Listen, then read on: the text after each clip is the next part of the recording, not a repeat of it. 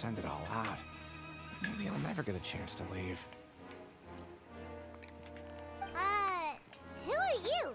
We've never seen you before, and you don't look like a fellow convict. I'm not! Of course I'm not. Please, don't mistake me for a criminal. I'm a good, law-abiding citizen. Then what are you doing here? You sure seem anxious about something. I'm a promoter for Fontaine, and I'm usually responsible for promoting our drink products. I thought I could complete my task here quickly and return to headquarters, but I've been here way longer than I anticipated. Oh, a promoter from Fontaine. So what kind of problem did you run into? I'm so upset. It's all because of that Duke. After discussing the company's promotional plans with him, he told me outright that my project was worthless. However, in light of our long history of successful collaboration, I still tried to patiently explain the details. However, to my surprise, he just cut me off while I was speaking. Let me take a moment and recall his exact words. I'm just gonna stop you there and say no. If anything, I'm saving you time. It seems you don't fully understand the value of credit coupons here, nor do you understand the value of your own products. The former is because you are from the overworld. That's understandable, and I don't blame you for that. But as for the latter, only someone monumentally stupid, so breathtakingly stupid, that they were completely ignorant of the value of credit coupons, despite living in the underworld, would ever possibly consider buying your drink. Let's just forget it. Anyway, that's how he rejected my proposal and asked me to come up with another solution with the condition that it doesn't cause any trouble for him. Can you believe that guy? Well, he is the head honcho here. Not much you can do about that. We met him too and could tell that he's the kind of guy that's hard to pin down. Fine. I know I should just let it go. I'm on his turf after all. His house, his rules. Just for this dissatisfaction with the Duke. Colin is my guy. Hey, I heard you crazy fools really did it. You bought tickets to support both fighters, didn't ya? Well, did anything happen? Well, the next day we received a mysterious package, but we still haven't made any sense of the contents. So it is real. You didn't become cursed or anything like that, did ya? Are you both still okay? Wait, are you sure that it's still you controlling your bodies right now? Paimon's not sure. What do you think, Traveler? Is Paimon still Paimon? Only you ever asked such a question, so I'm pretty sure you're fine. Oh, okay. Well, that's good. Yeah, you two don't seem to have changed at all. But I wouldn't let your guard down just yet. Still, I didn't expect you would actually do it. You'd actually throw away coupons like that just to satisfy your curiosity? Even if we bought tickets like everybody else, it's not like we could hope to earn any coupons. When it comes to things like this, it's always the organizer who makes the real profits. Hey, just what are you trying to imply? The Pancration Ring is an honest business, and we really don't make much from selling tickets. We make so little that even the current tournaments can only be held thanks to funding from the producer of Fanta. Oh, so it's the company that manufactures Fanta sponsoring the events? Paimon thought all of this was thanks to the Duke's support. Let's just say it's a mutually beneficial arrangement. They reached out to us first, hoping to promote Fanta products in the fortress of Meropide. I understand. That's some important info. Thank you. Anyway, you try and take extra good care of yourselves these next few days, you hear? Sponsor of the extraction tournament. I'm not dumb. Leave me alone. Why do I keep switching characters? Stop doing that. Okay, I have to look for clues. Okay, there is one. Hey, what are these papers scattered all over the ground? Are they registration forms or something? Maybe not. Every page has the Fontaine symbol on it. Maybe it's some flyers from the company. Let's take a look before anyone else shows up. Okay. But if someone catches us, they could accuse us of trying to steal the company's secrets, couldn't they? What are you afraid of? We're already convicted I said villains. Criminals. Oh, you're right. Guess there's nothing to worry about then. Let Paimon have a look here.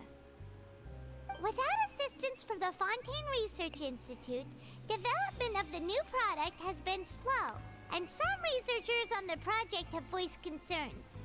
We have no choice but to let the new product undergo the first phase of promotional trials without a designated name or packaging. We will adjust the direction of future development according to feedback. We have decided to only conduct closed, small-scale trials for the time being. Sure doesn't seem like anything unusual. The company is just trying to develop some new products besides Fanta. But it sounds like things aren't going well at all. Let's put these papers back where we found them and make it look like nobody went through them. Okay, good. That was fast. New products under development.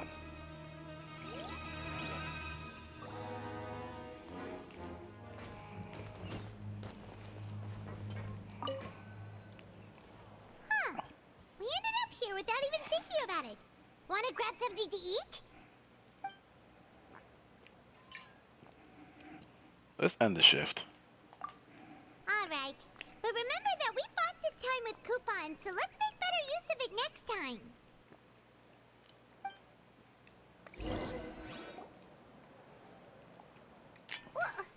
What is this garbage? Ooh, it looks disgusting. Oh, Paimon misses your cooking now. What would you like to do this afternoon?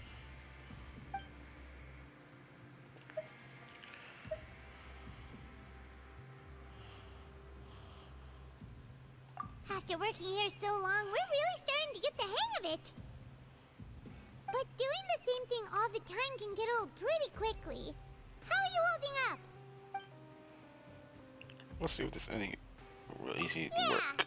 it's good to kick back and relax once in a while. It's crazy. It's like you're actually working. Like, you have a job. Like, I never thought Genshin would ever make me feel it. Like, I feel like I'm actually going to work. A mysterious box? A bottle of crimson liquid? Paimon still doesn't know what to make of it. Do you have any ideas, Traveler? I think I got something, but unfortunately, it's not released to trial. Really? Then it looks like that part of the investigation led us. Well, maybe we'll have better luck tomorrow. Good night, Traveler. Good night, Paimon.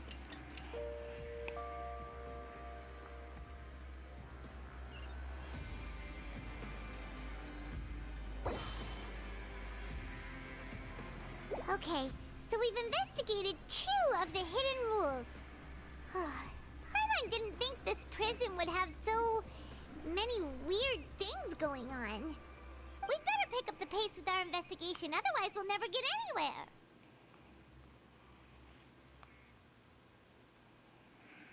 Let's spend some coupons to skip our shift so we can investigate. Yeah, let's skip work for now and put our time to good use. Hey, isn't that Vidoc over there? Huh. Is it just Paimon, or are there fewer people than usual here today?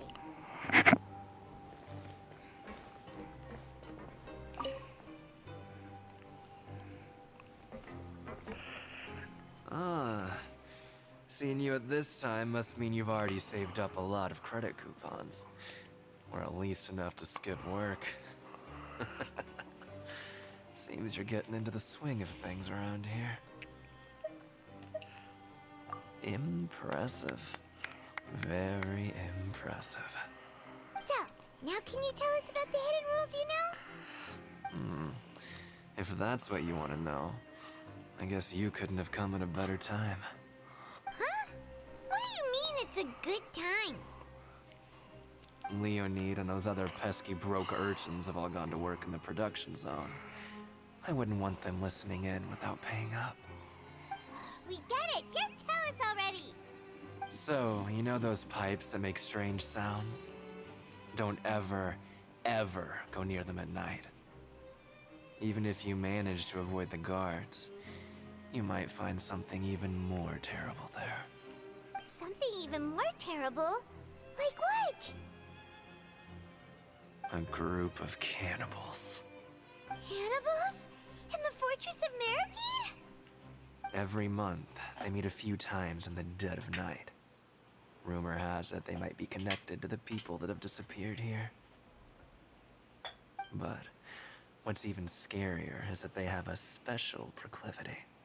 Since they have no way to dispose of the leftover remains, they have ways to transform them into other forms and keep them in the fortress forever. Paimon might already know what you mean by other forms. So that's what's going on here. Oh, Paimon's stomach doesn't feel so good. It's not really true. There's still a chance that what we saw isn't connected to cannibals. You two look pretty skeptical. No matter. Learning the truth behind dark secrets isn't necessarily a good thing. I've got things to do too. I suggest you just act like I never told you anything.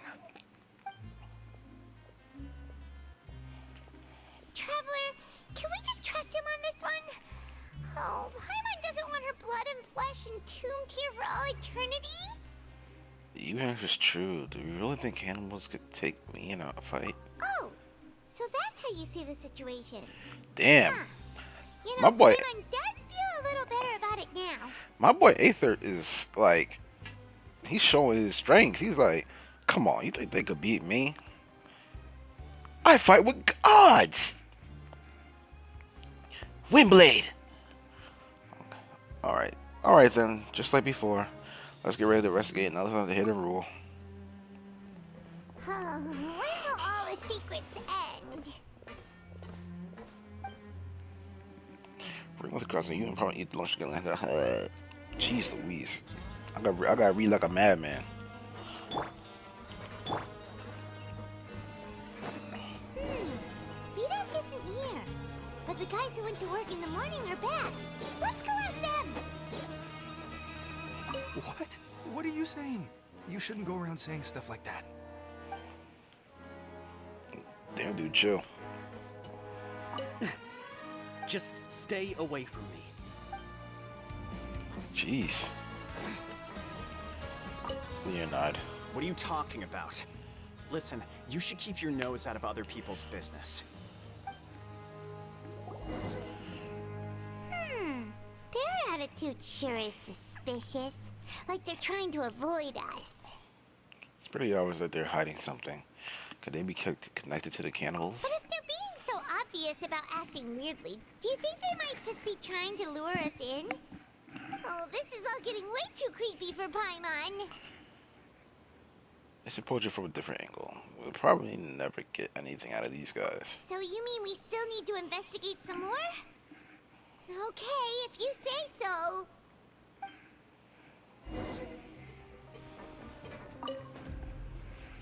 Hello, Fielding. What do you want? Criminals like you ought to be working right now. Catch my drift. We just want to ask you a simple question. Have you ever discovered anything odd during your nighttime patrols? Why are you asking about something like that? Whatever happens at night isn't your concern. All you need to worry about is getting enough sleep. Well...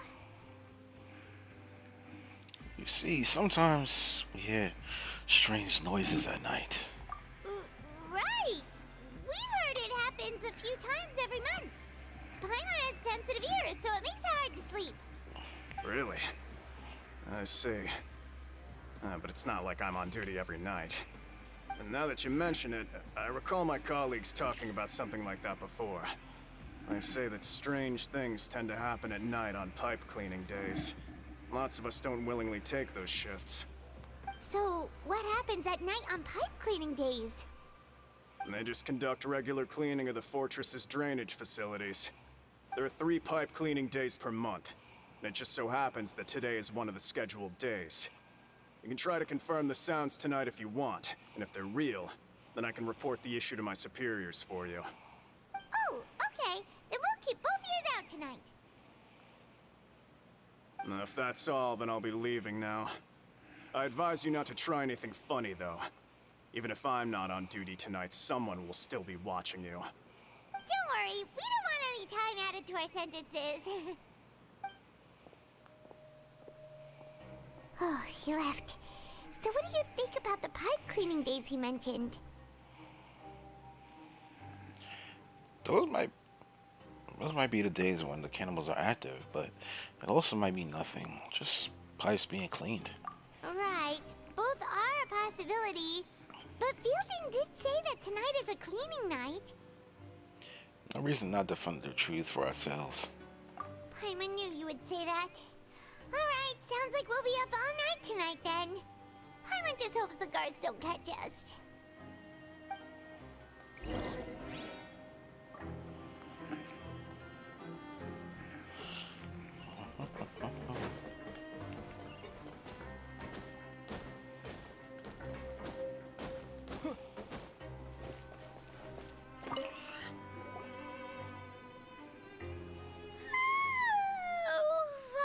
So tired. But we can't sleep yet. They'll be cleaning the pipes tonight, so it's the perfect chance for us to investigate. We just need to wait until everyone has fallen asleep. If we miss our chance tonight, it'll be a while before we get another opportunity. Whatever. Just be sure to wake Paimon if she dozes off. Paimon's worried something might happen if you go alone. Huh? Traveler? Did you fall asleep already?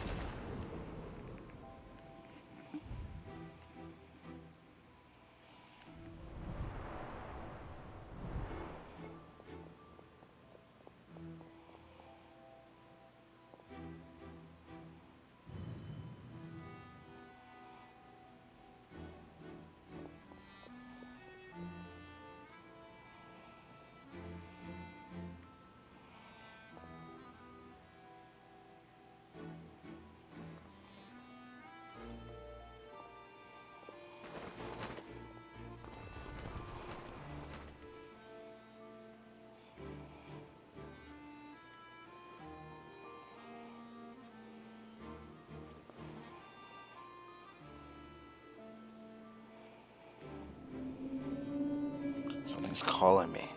I have to go.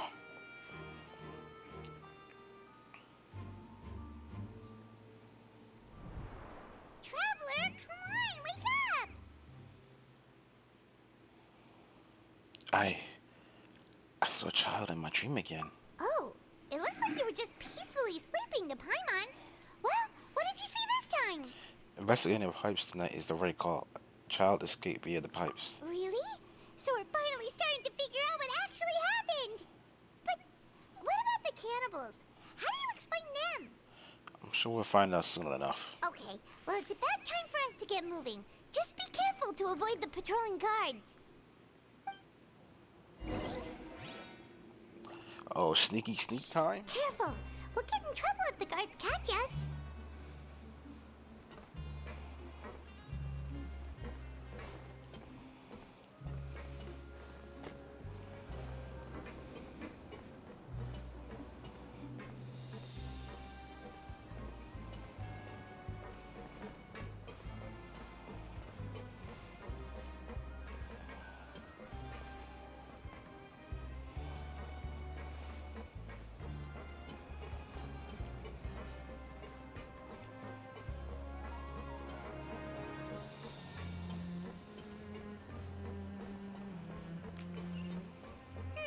This should be the place.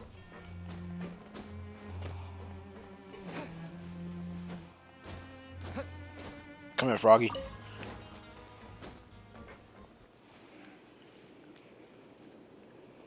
What? I know you. You were the ones we saw. Huh. You've got guts showing up here. You know who we are, right? You'd better leave now. Ain't nobody coming here to save you.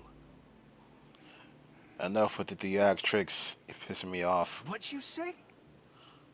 All those rumors about cannibals and hidden rules Started by you, weren't they? Yeah, so what if they were? If you push us, we can make those rumors a reality at any time. Hey, what's the point of all those rumors anyway? What exactly are you trying to do? I don't have to tell you anything. If you turn around, go back to the dormitories, and act like you never saw anything, then I'll pretend that you never showed up here. Yeah, scram. Nothing worth seeing here. There's something calling me. I have to go. Huh? What did you say? Isn't that exactly what Boss said when he left? Hey, do you know our boss? Yeah, Child Tortaglia. One of Chef Naya's Fatui Harbingers. Oh, we had no idea our boss was such a big deal. He always kept his identity a secret. So, did he have you come here to find us? Oh, so you're Child's crew here? Seems like he had no problem fitting in. I'm a friend of his, so to say. We came in to learn what happened to him. We're the only ones who heard him say those words when he left that night. So unless he somehow told you those exact same words after that... All right. I guess that's proof enough for me. I believe you. Wow, those dreams of yours sure come in handy. We gave him the business for a while, and would always give him a hard time when he first came to the Fortress of Meripede. But here in the fortress, the strong will always earn respect. He was working the longest hours and racking up wins in the Pancration Ring. You could always see how amazing he was, even when he was teaching us a lesson. So eventually, we all decided to follow him. But one day, he suddenly told us that he had to find a way to escape this place, no matter the cost. He said it was because he heard that call again. And as his crew, if the boss wants something, then it's our job to get it done. So, we got to work, and used the hidden rules that were here to make up and spread the rumor about the cannibal rule. We just wanted to give him a better chance of escaping on a night after the pipes had been cleaned. Oh, thanks to your rumor, nobody would want to come anywhere near here, prisoner or guard. Wow, it sure is easy to exploit people's fear of the unknown. But hasn't Child already escaped? Why are you all still coming here after pipe cleaning day? Because as far as we know, the pipe he went into isn't actually an exit. It should be a dead end. It leads to an abandoned factory area, and even if there were a way to escape from there into the sea, we're still way too deep. No one could ever reach the surface alive. But Boss still insisted on going in. It's like he was obsessed about it. So we told him that we'd pretend as if he never existed while he was gone. And that if he wanted to come back, he should wait for nighttime on a pipe cleaning day. That way, we could meet him here and help cover the whole thing up. So you come and wait here through the night a few times a month just because of that promise? Yeah, but it's been so long now. We already know in our hearts that he must have managed to escape somehow. Is it also possible that something unfortunate happened to him? Nothing could ever defeat Boss or slow him down. It's one thing we know for sure. Okay. Paimon was just brainstorming possibilities. Can you take us there? We want to go to the spot where he left. All right. Keep quiet and follow us.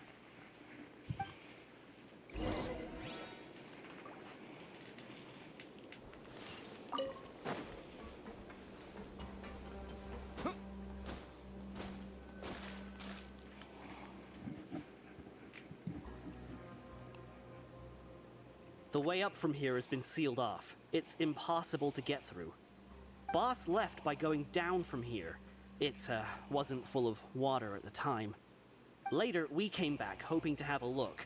That's when we found out it had been completely flooded. It's impossible to navigate unless you're an extremely skilled diver. Do you think Child got trapped by the water?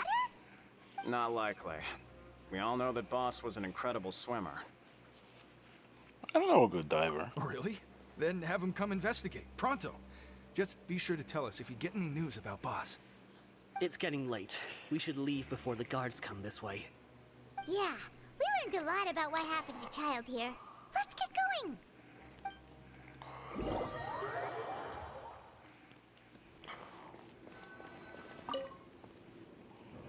Whew.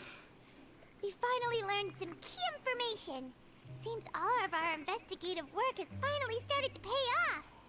When you said you knew a diver, you were talking about Fremine, right? If we ask Linny, he'll definitely have Fremine help us. Ugh. Why is Child like this? What was he doing going into the pipes? Not making our jobs easier, that's for sure. Fortunately, though, it seems like it's only a matter of time now before we find out what really happened. Now that we can finally relax, I'm starting to feel super sleepy. Let's try to get some rest while we still can. Nighty-night, traveler! Oh, that's the end of it?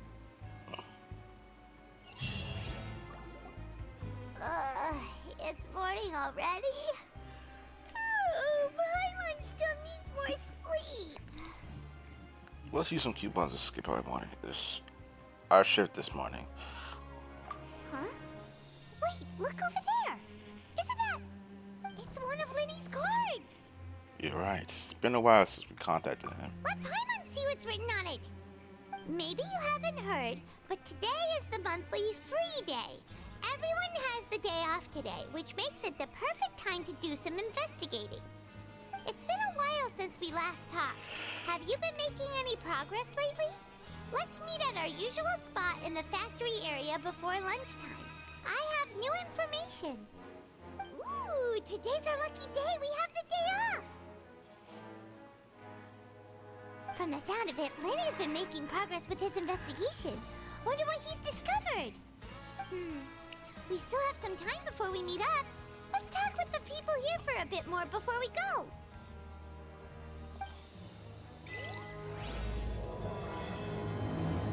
Cataclysm was quickening.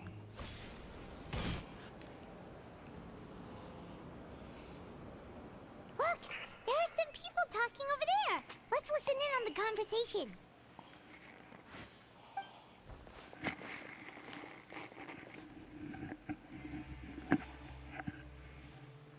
If you ask me, those pompous parasites on the surface act like they're all a bunch of aristocrats.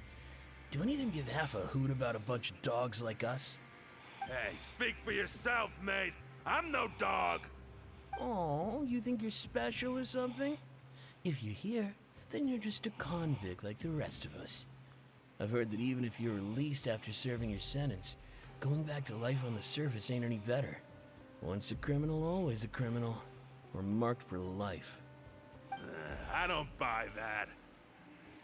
Hey, how cool would it be if the whole world was destroyed by a giant flood and everyone had to start over from nothing? What kind of filthy bilgewater are you spewing? I have family up there. You best shut your sewer hole with talk like that. Listen, things ain't so great on the surface, but who says that you have to leave? I've heard that you can still stay here and work even after you've served your sentence. Not bad if you ask me. Who wants to live in the ruddy overworld anyway? And what makes you think they want to hire someone like you? That's one of the great mysteries of the universe, how someone as useless as you is so confident. Whoa. Sounds like they're really unhappy about the overworld. Speaking of which, Paimon never heard anyone use the words overworld or underworld when we were living up there. Is it only something the inmates down here say? I think you're right. It's normal for convicts to be unhappy. That's true.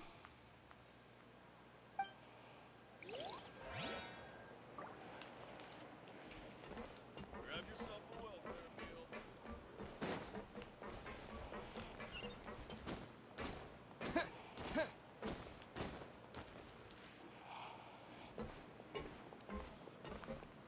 There's a group of people over there. Let's go listen in. So I said, that's not a faucet. Hey, who are you two? Why'd you come over all of a sudden? Oh, sorry for eavesdropping. Sounds like you were talking about something private. What's the matter? They're just looking to join in on our fun, that's all. Hey, don't pretend like it's okay for them to just interrupt us like that. Yeah, fine. You're lucky we don't mind extroverts that much. Thanks, you guys are really nice. You hear that, Quisto? What nice! Your expressions tell me you're looking to hear some juicy info, am I right? But before that, it just so happens that I know you two. Really? Are we that famous? You're kidding. How often does anyone get a personal tour led by His Grace himself? Practically everyone was talking about it. Word has it that you also caused quite the kerfuffle. Oh, hee hee hee. Oh, hee hee hee. It's just a little mistake. A little mistake, huh? I like the way you put it. You see, people with a good attitude can join our group anytime, unlike some of the others here. Your group? I'm Quisto, and this is Lavaroon. People usually call us the Bombshell Bros, but don't worry. We're not playing with bombs or anything. It's just that our information is always so explosive, and we blow minds on the regular. So, you two really like to gossip? Whew, you sure know how to embellish. No. You don't get it. Knowing intelligence will make things better for you here. For example, knowing who's working with whom, who has the latest rumors, who's not getting along. Wouldn't you like to know all that? Sure, fill us in. Oh my Archon, I'd love to know. Please tell me. Whoa, all this info's worth something, you know? You should prove you're worthy of it. I don't mind him. Quisto's always this way. Just play nice and say something to massage his ego. The welfare meals. Talk about the welfare meals. We ate the most incredible welfare meal recently. Right. That meal we had yesterday was super delicious. Paimon can still taste it whenever she closes her eyes. Is that so? To tell you the truth, I've been helping out with making those welfare meals. I've been working as a kitchen assistant for about a month and a half now. Oh, so you're the one who made those delicious steaks. Amazing. You could be a professional chef. You are correct. I am a true professional. In fact, I even went to culinary school. But enough about that. Since you like my cooking, I guess that means we share similar tastes. Listen carefully. This little bombshell will help you learn what's really going on here in the fortress. Oh, did Laurent just wink at me? Seems he's saying, don't be upset, he's a good fella. Listen, kids. The power structure within the fortress is quite complicated. The overworlders couldn't care less about us down here. We're basically dogs to them. You've already met the one person here you should never cross, the Duke, Risley. He knows more than you think. And if he doesn't care about something, then he often doesn't bother dealing with it. Those who have the Duke's attention get all kinds of special perks. Even better treatment in the infirmary. I know who you mean. It's that Jurier character, right? I don't think there's anything useful about him at all. Why does he visit the infirmary practically every day? Is it normal for anyone to be going in and out of there so often? If you ask me, he's just faking it to get out of work. But did you know that Jurier was a talented researcher from the Fontaine Research Institute before he came here? There's no denying that. I don't care if he was a researcher that could turn dirt into Mora. Once you're in the fortress of Meripede, you're just another inmate like everybody else.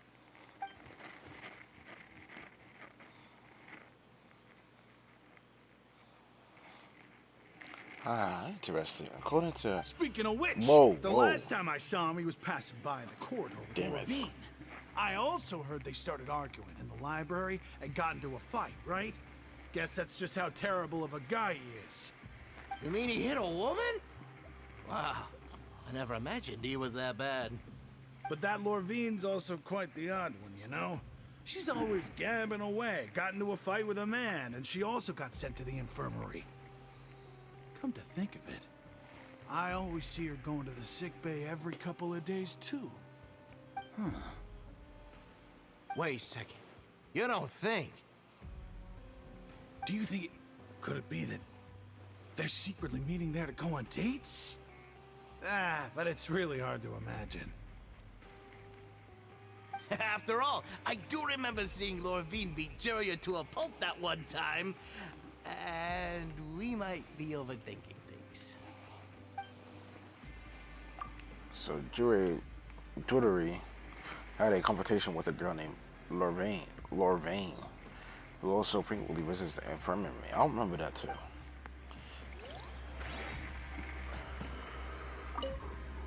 Is it really all right for us to talk about people behind their backs like this? That's just how it goes. Good gossip is still gossip. Yeah, I guess you're right. But wait, we're not just gossiping. This is legit information we're discussing here, right? I like these two guys.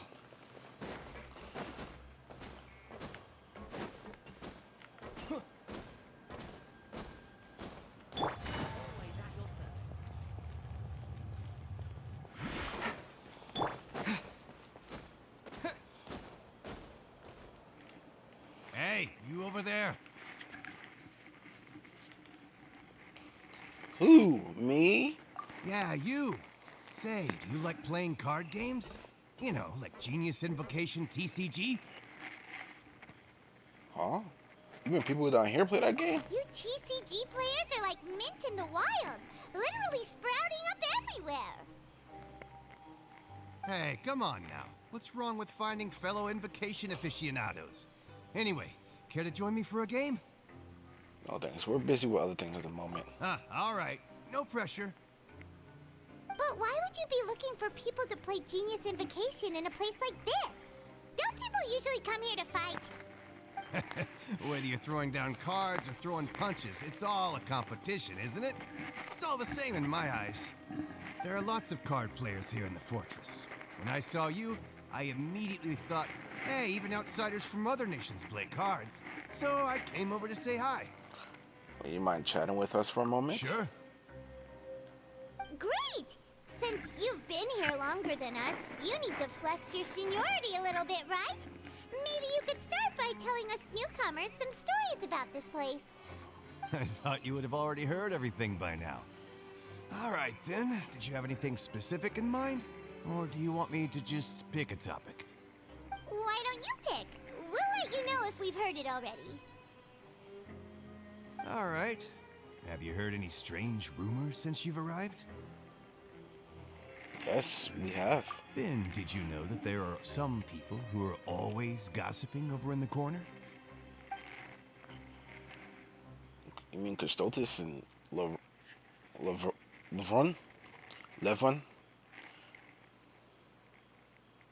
Yes, so you've already met those two. They're quite a pair. They always keep an eye out for the latest happenings and gossip about everything. I've never seen anyone with more time on their hands. I heard that they used to be a chef and a bartender before they were sent down here. You know how bartenders are, always chatting with customers. And chefs love to pass the time just hanging out when they're not cooking. Good to know. Do you have anything else to tell us? Let me think. Sounds like you want to hear something a little more tantalizing. Oh, did you know that the Duke was also a convict in the fortress of Meripede before? Huh? Wait, are you serious? That's right. The Duke was an inmate just like you and me. Seems he was exiled here for committing some crime. Who knows how he ended up rising up to become the warden, though. To go from an ordinary inmate to becoming the manager of the whole place? I'm not gonna lie, I kinda respect that. Oh wait, do you happen to know anything about a forbidden zone? Forbidden Zone? Sounds like something that someone just made up. I've never heard of that. Where did you hear about it? It's just a rumor we've been hearing, but no worries if you've never heard of it. Do you have anything else you can tell us? Anything else? Not that I can think of, but I'll be sure to tell you anything interesting I hear next time. You'll have to play a game of Genius Invocation with me first, though.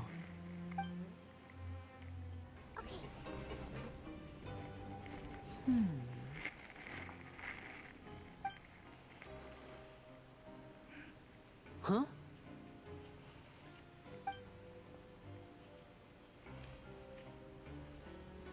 That look in your eyes. You found something? A little something, yeah. Hey, this is no time to be modest. Just tell him we found a boatload of information. Oh, as expected of the legendary duo, you have my full and undivided attention. Huh. I'd have never guessed that myself. The rumors swirling about this place are unreliable after all, and Master Child probably went missing because he found a way out. He is a harbinger after all. I suppose he's much more resourceful than I initially gave him credit for. Unfortunately, this isn't enough for our final report to Father. We need to find out Master Child's exact whereabouts. Father told me that even though Master Child said he was just coming to Fontaine for a vacation, he actually had some personal reasons. His agenda might be linked to his disappearance.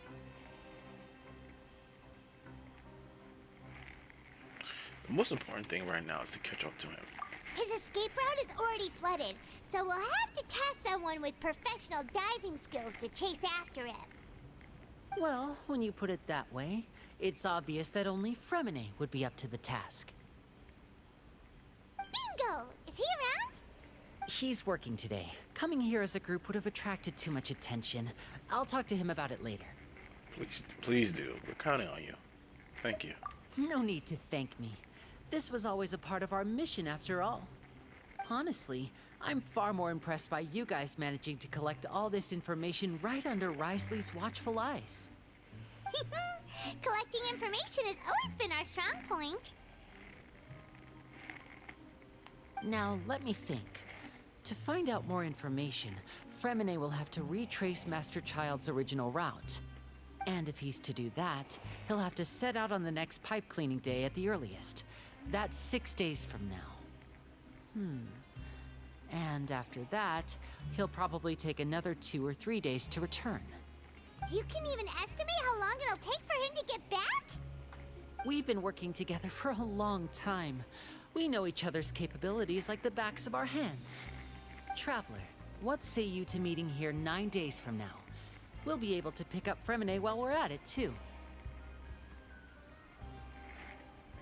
Sure. Oh, and there's just one last thing we'd like your help with. Though we can just sit back and wait for Fremine's report on Master Child's whereabouts, we still need to make more progress on the investigation of the Forbidden Zone. Fremine's no master of disguise. Lynette's still working on getting intel from the other areas, and I'll need to spend some time helping Fremine prepare for his diving mission. So, you are the only ones we can count on. What do you want us to do? Will it be hard? Well, I won't call it easy per se, but I think you'll be able to pull it off. Listen carefully.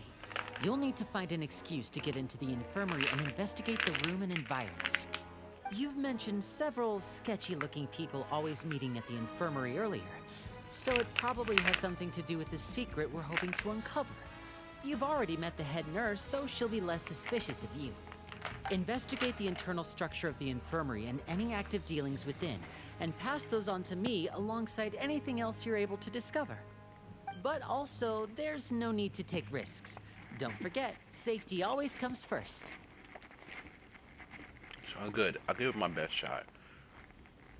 Did you only say that because I'm an amateur? Oh, my apologies. I just started rambling out of habit. It was almost as if I was talking to my younger brother. I'm way older than you, Right? like a lot older than you. Like, it's not funny. But what if I'm the older brother? All right, then we'll head out as soon as we finish our prep. Like I said, yeah, like Aether said, what if I'm the older brother? Let's go our separate ways for now, then. Don't forget, we meet here again in 9 days. Stay safe.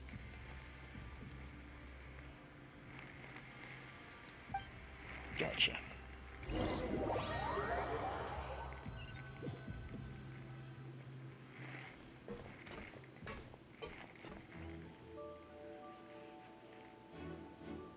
Hey, stay here for now. Paimon will take a peek.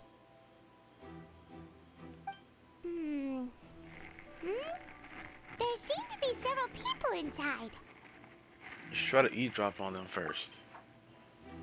You probably hide in the corner and try your best to eavesdrop on people on the first side of the infirmary. There are people in the apartment engaged in conversation while you manage to catch bits and pieces. It's not impossible.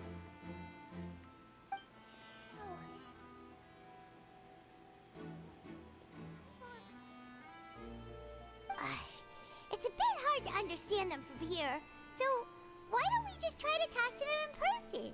Let's go as soon as you're ready. You gotta take a long breath and inhaling a amount of vapor. Possibly potion. Oh my gosh. If you recall any the correctly potion that failed attempt to alchemy was possible.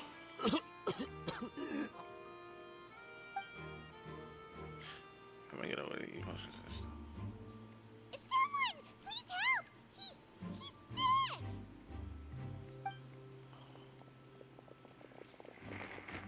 Whoa, are you okay? Oh my! What's wrong, little one? There's no need to panic. Take a deep breath before you begin. The traveler started complaining of a stomachache, and then nausea, and then collapsed onto the ground. Paimon doesn't know what to do. Freezing limbs, twitching fingers, and pale complexion?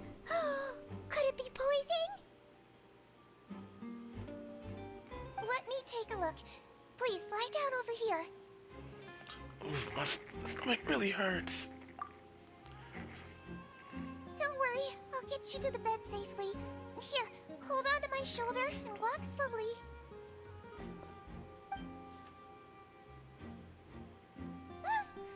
You can do it, Traveler! Thank you. I'm sorry. Don't apologize. You're sick after all. Now, please relax. I'm just going to do a preliminary checkup on you. She's just taking out fighting cubans and begin to do her checkup. I'm not so healthy. She gets suspicious. I see now. My checkup has confirmed that he's not in any mortal danger. That's our worst fear out of the way. Eh? Oh, that's good. But I'll continue my diagnosis of the patient now. Please, relax and take a deep breath. She has to palpate different areas on my abdomen. Oh my Don't gosh. sense serious damage to your organs either. Does it hurt when I press here? It's not too bad. And here? Oof, that hurt a little. Huh? But based on my initial checkup, there shouldn't be a problem here. Oh, how strange.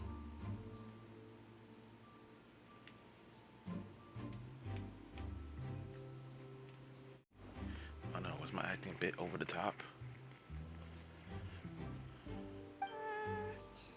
What about here? Does this hurt?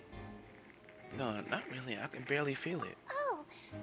I understand. So that's what it is. I think you just ate something that disagreed with you. That's all. Nothing too serious. Outside of a pretty bad stomachache when it decides to act up.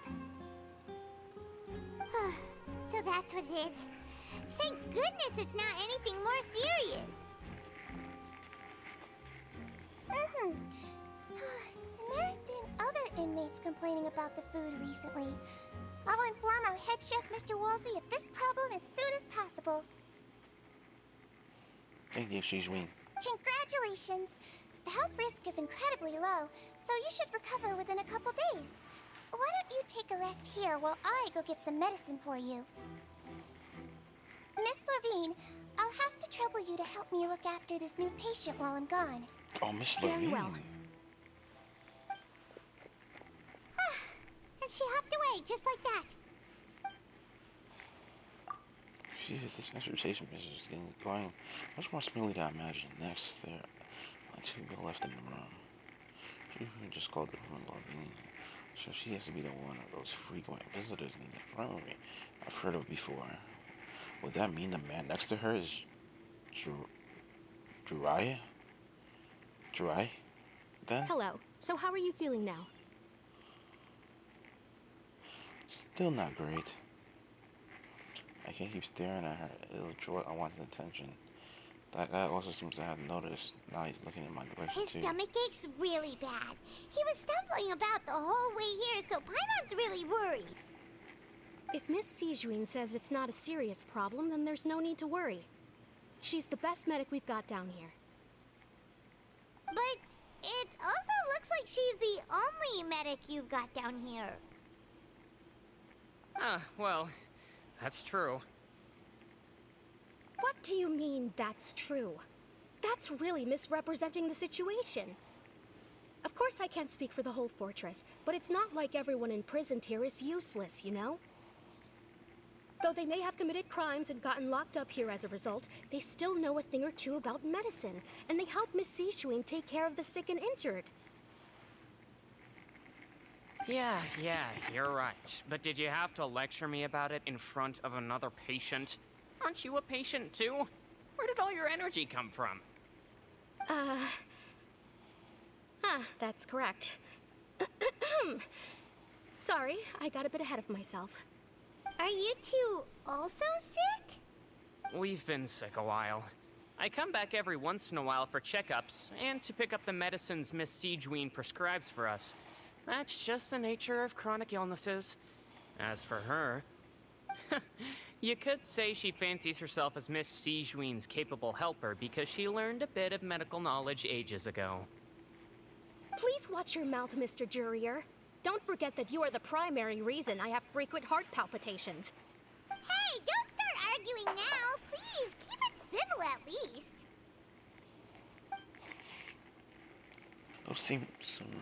Those two seem to have a pretty terrible situation. Seems to have a pretty terrible relationship. They only ran into each other. Oh my gosh. Outside of two of them, there's nothing suspicious inside the room. All the files on the table appear to be on patient records. Wow, there's a box. I can't check it out right now.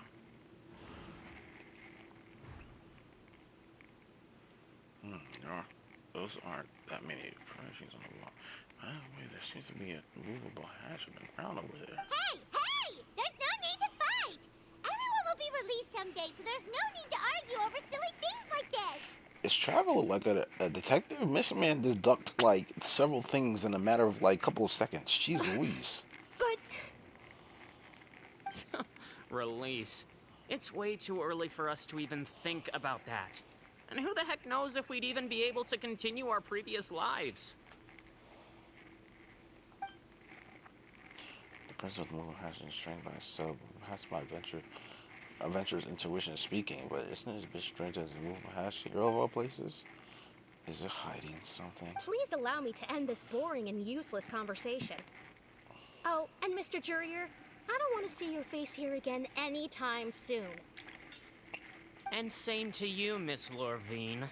Anyway, that was more than enough rest for me, so I'm going to get out of this excessively noisy place. See you later, everyone.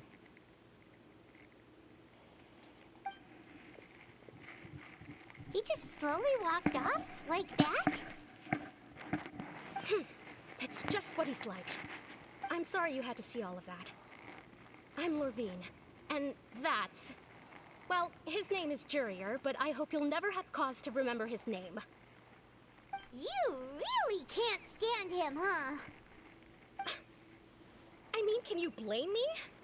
Who would like someone who's as arrogant and obsessed with weird research topics as he is?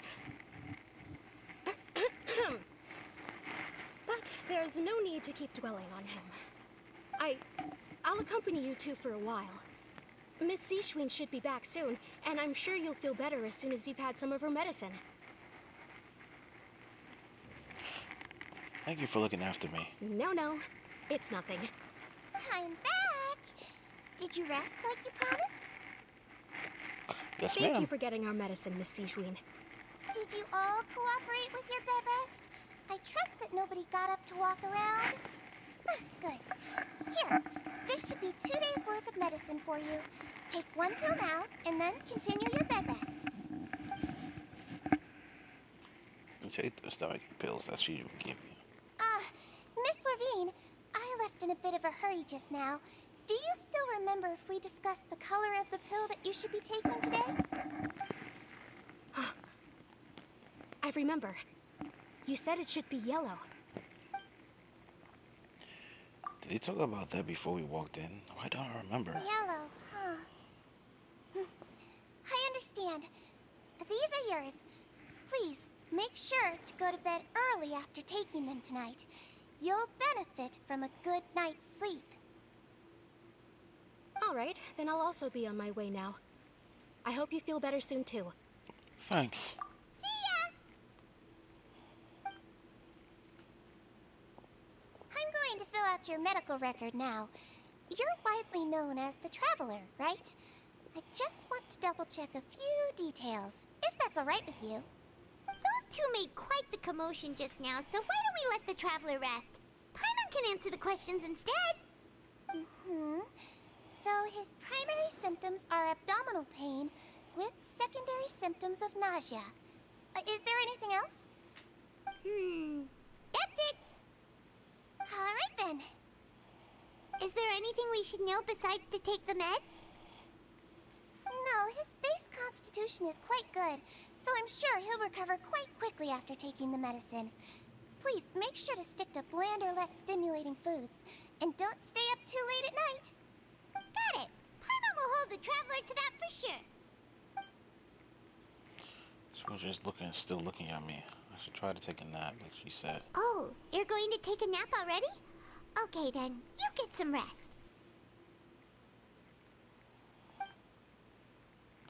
You make it to a regular pace just because it relax weekly. You can, however, still catch up on some pens and We've been to lots of places together. He may look a bit under the weather now, but he's actually super strong. So you're the best of companions. Well, don't worry, he'll recover soon. Companion, that word brings forth a word of comfort. You're awake.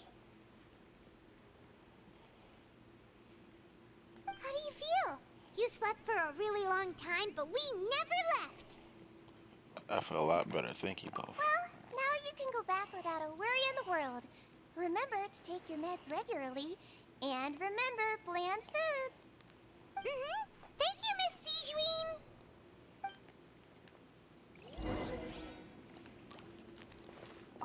Seems like a lot of people have been coming down with an upset stomach lately. I'll need to address that.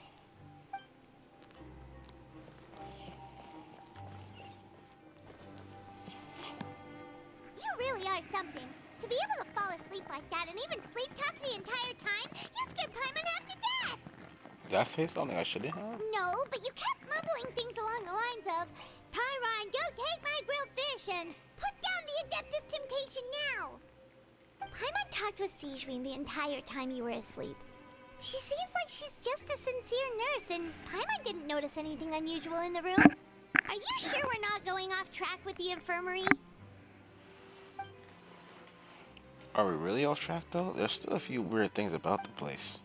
That movable hatch on the ground, as well as the questions Sijuin asked Lorraine.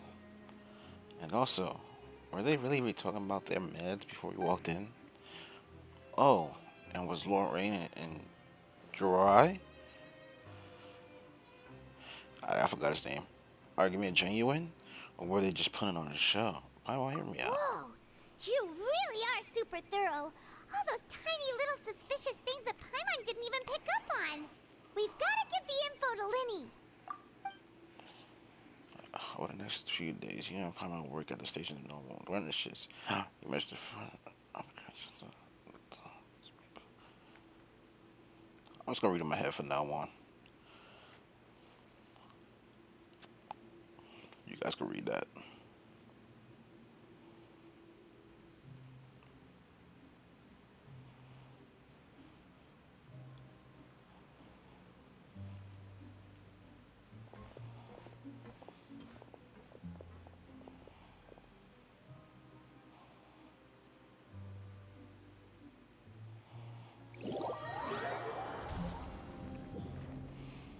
Today's the day. Let's go meet up with Linny.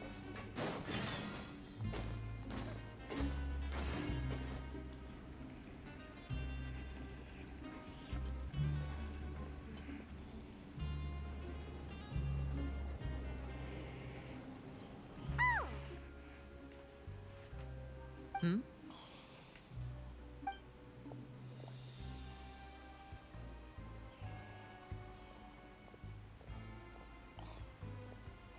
Did you two run into any trouble over the past few days?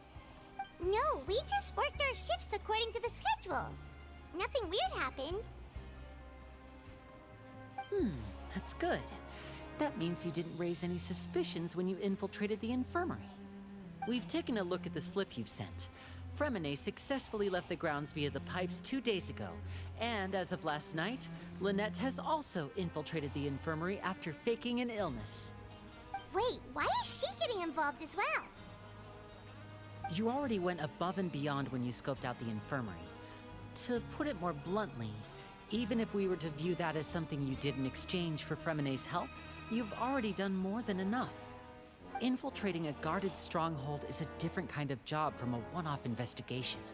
We want to avoid using the same faces over and over and reduce the amount of suspicion that will fall on any given person. Lynette also felt like you have already taken the first step for us, so she should be the one to finish the job. So that's what Lynette thinks. Oh, Paimon hopes everything's going well for her. Yeah, I'm not opposed to helping you. Then, let's go check on Lynette before Fremine returns. If everything went well, then she should be wrapping up her investigation right about now. Is now really a good time to go over?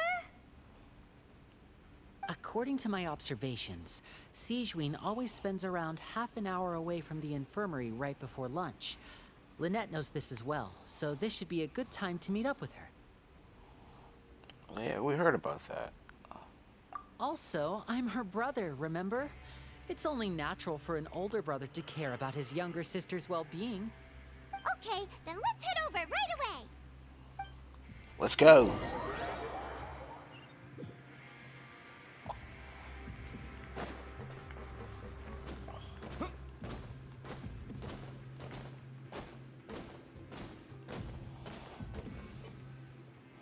Lynette should be here right now.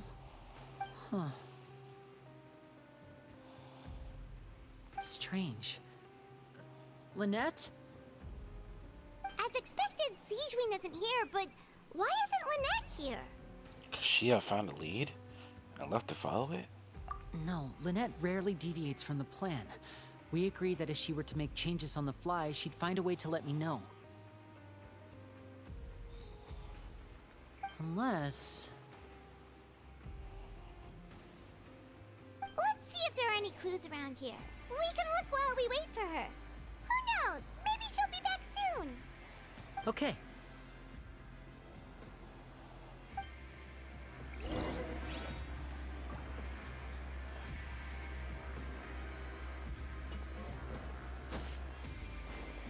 Bro.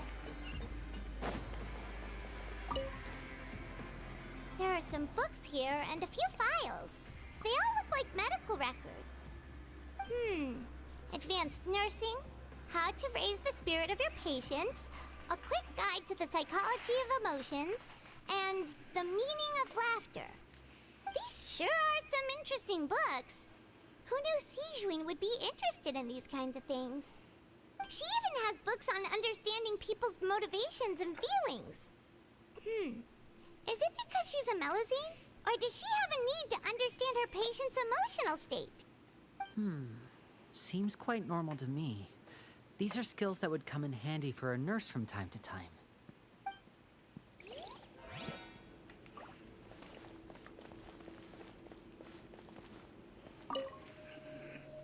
None of the beds have any signs of having been slept in. Except that one over there. That's the one Lynette must have used, right? You said she was pretending to be sick. She would have said her migraine was having a particularly bad flare-up.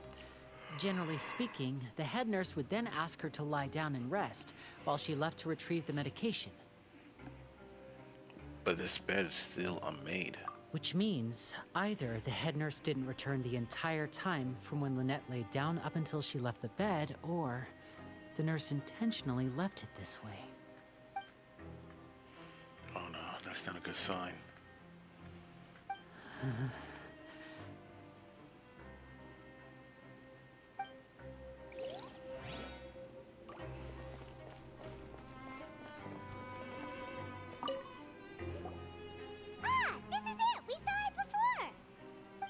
This thing? It doesn't look like it's been disguised that well. Please down the corner. The space behind it is empty. From its size, I don't think it's an entrance that is meant to be taken apart. There's probably a mechanism around here somewhere. Could Lynette have tried to get inside? But if that's the case, she would have contacted me for sure.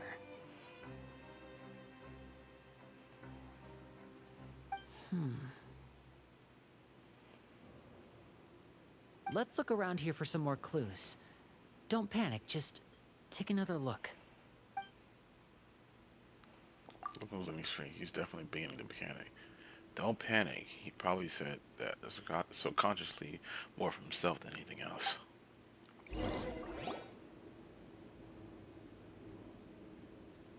Hey, you guys, there's a slip of paper over here. A slip of paper? It's right over here, and there's a bunch written on it too. It reads, "Out of respect for your usual practices, I'll use a piece of paper or card as the medium to pass on my message. You may consider this as me giving you my best regards." This is... Is that all? Is there anything on the back? The back. This is... Show me! Now! That look on your face. Paimon's reading it now. Would you care to guess where Miss Lynette of the Fatui could be right now? No. Could she have... Is she already... Wriothesley, did he deliberately leave the infirmary unguarded to use it as bait? Wait, you mean he was aware of our goals from the very beginning? But why? We didn't run into any trouble last time, and he also never reached out to us since. Why would he choose to act during our second infiltration attempt instead of the first? Yes, that is a crucial question. Wriothesley, he doesn't do anything without a clear goal or reason. So this means he had no concerns about your activities from the very beginning. You're not from the same camp as us. You were sent down here by Nervulet, so you have no conflict of interest with Wriothesley. We're a completely different story, though. Why did he only go after Lynette? Why didn't he go after you as well? I'd like to know that, too. Why did he only go after her? Don't panic. Just think everything over. I have to stay calm. This is not like what happened last time. The situation's different now. Is he shaking? Guys, look at his hand. Is he shaking right now? I think he's shaking. I'm not tripping.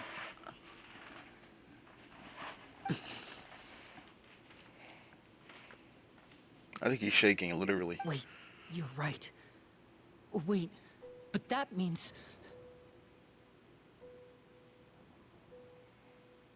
The fact that Fremine was able to leave the grounds, could Wriothesley have let him go as well? But what does he gain by letting Fremine leave like that? I get it now. He deliberately made them both disappear. So he's challenging me and trying to provoke me, I'm sure of it. We never should have sent out Fremine. We had to go through all that trouble to find an opening to sneak him around the guards and into the pipe, and we even thought luck was on our side. If Wriothesley let him leave on purpose, then he's probably in a terrible spot now as well. Lenny's getting more and more panicked. We have to calm him down. Lenny, calm down, bro. Don't be like this, Lenny. Fremine wouldn't have left if we hadn't told you about Child. That was our fault. No. I'm the leader of this operation, and I'm the one responsible for this team. I was the one who failed to protect them. I'll go talk to Wriothesley. Hey, don't be reckless! Traveler, please, talk some sense into him! I simply cannot allow Lynette to be abducted again. I have to go. I'll find a way to get them back! He's rushed out the door! After him!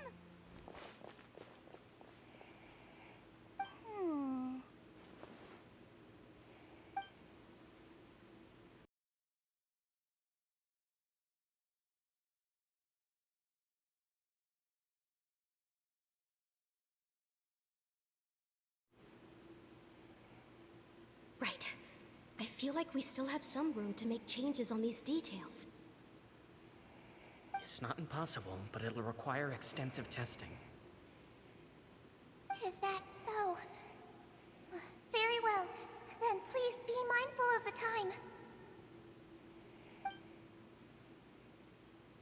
Huh? Is someone? Pack everything up. Whoever's outside is eavesdropping. They'll probably come in once we stop talking.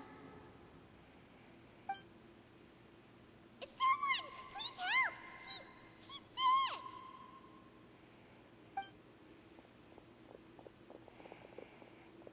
Whoa, are you okay? Ah, these two. As expected, they've already found this place. Oh, they are quite sharp. What a delightful turn of events. I like smart people, but I also like playing dumb. I like the feeling of being trusted. Oh my! What's wrong, little one? There's no need to panic. Take a deep breath before you begin. Being able to read human expressions is quite the useful skill. Wait! Wait! It's no use. We have to catch up to him. I mean, he's lost his brother and sister. What were you expecting to do?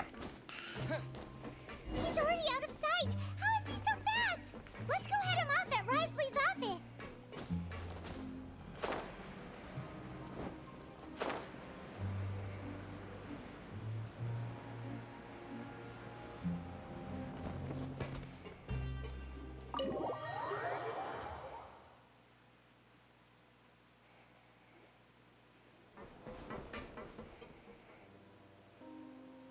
Come out and face me, Risley!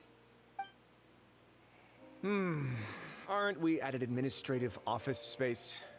Why don't you at least try to follow even a couple rules from the fortress's indoor management regulations? What did you do to my sister?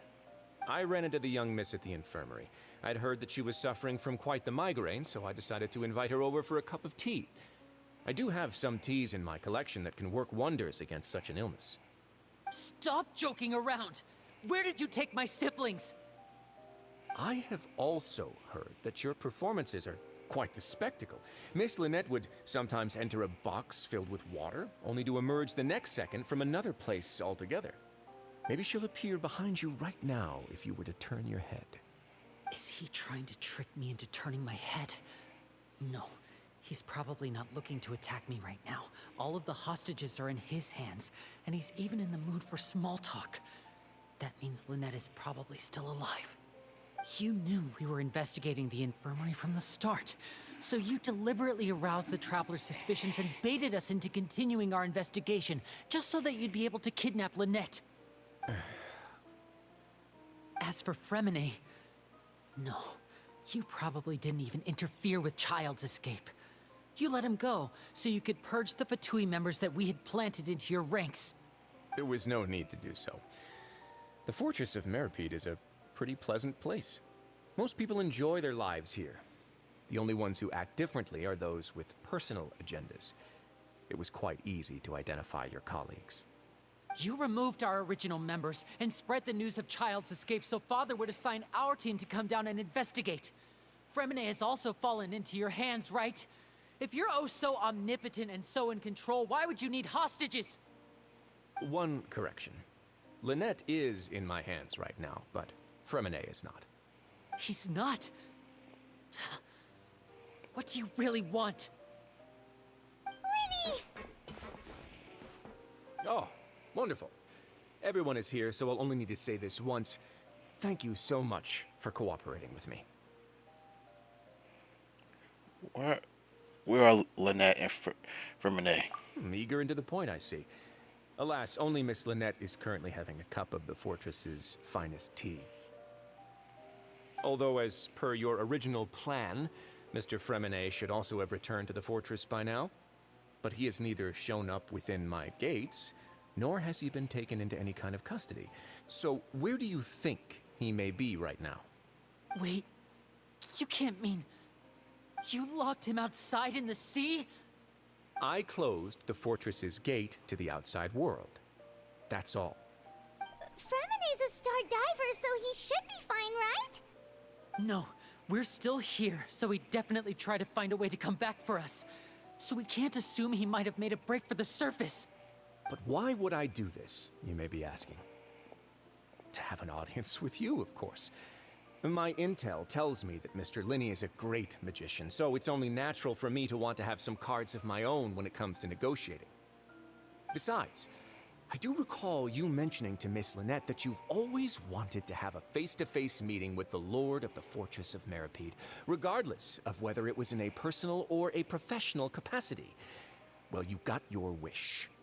So, you've been keeping tabs on us before we even set foot in the fortress. Some of my folks just happened to hear a thing or two, that's all. In any case, I will be straight with you. I was willing to play dumb and turn a blind eye, so we had a pleasant few days playing games together here. But once you started focusing on the Forbidden Zone, all of that changed. Mr. Linney, the cards are stacked against you right now. Miss Lynette is in my hands, and Mr. Fremene is still slowly being pickled out there in the brine. You know just as well as I that he cannot last out there forever. You need do but one thing to guarantee their safety. I would like you to contact your superior, and ideally invite her over for a cup of tea with me. You want to see Father? But why should she bother giving you an audience? Well, if she cares for the well-being of her dearest children, she should have plenty of motivation to join me for a parents' evening. I've heard that the bonds between the members of the House of the Hearth are like the bonds of family. I don't see why she would refuse. Why did you think Father sent us to handle the Fortress of Meripede? This place is basically a no-man's land. It wouldn't be fitting for anyone as important as a harbinger like Father to come here in person. Oh, I see. So it's because she doesn't care for my place here. That's such a shame.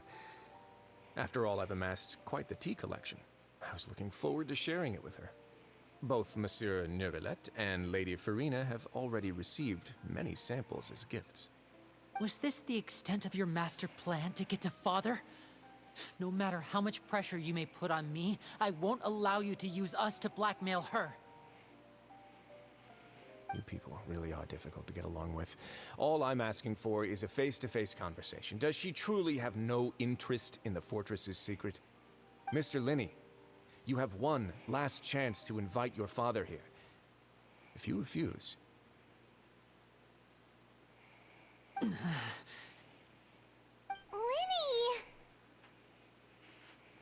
Why do you have to do this? Instead of asking why I'm doing this, why don't you try to see things from my perspective for a second? From the very beginning, the Fatui has been actively infiltrating my fortress. I gave you a warning by cutting off the first few operatives I found, but that only caused you to double down. Had you given up on the fortress then and there, I'd have no reason to want to talk. Mr. Fremene left the fortress on his own, and Miss Lynette tried to pry out my secrets right in front of me. No matter how you look at it, the responsibility for this falls on you. I shouldn't ask Father to do anything because of us. 6, 5... Wait, 2, 1. Time's up. It really is a shame, Mr. Linney. Risley! Negotiations have broken down. Please leave, ladies and gentlemen. It's time for my afternoon tea. Please wait, can we really not talk about this some more? Yeah, listen to the Traveler. If you can't talk to Linney, can you at least talk to us? You do realize that I'm only letting you go because of Neuvillette, yes?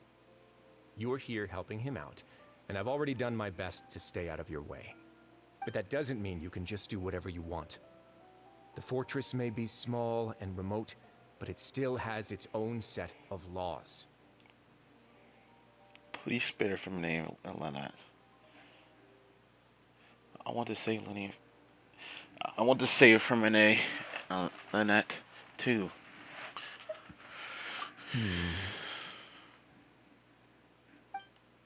Then how about this? Those who are capable deserve respect. You've spent quite some time investigating my home turf by now, so why don't you tell me a thing or two about what you found, hmm? I'll ask you 3 questions. Answer all of them correctly, and I'll agree to your request. Question 1. Regarding the hidden rules of the production zone, what is the truth behind the one about not being allowed to work for 3 days in a row? Can't believe he's about the hidden rules. If I recall, if you keep working without any rest during lunch hour on the 3rd day, you will find a portion of strange meat and work from meal. It's a good thing that we already run a thorough investigation on this. Let's see if I can run all the clues. I should be able to find the answer if I piece everything together. If you break the hidden rule,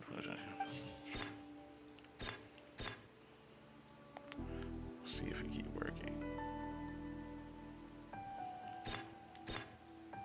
I've been told that the infirmary is always empty for the half hour just before lunch.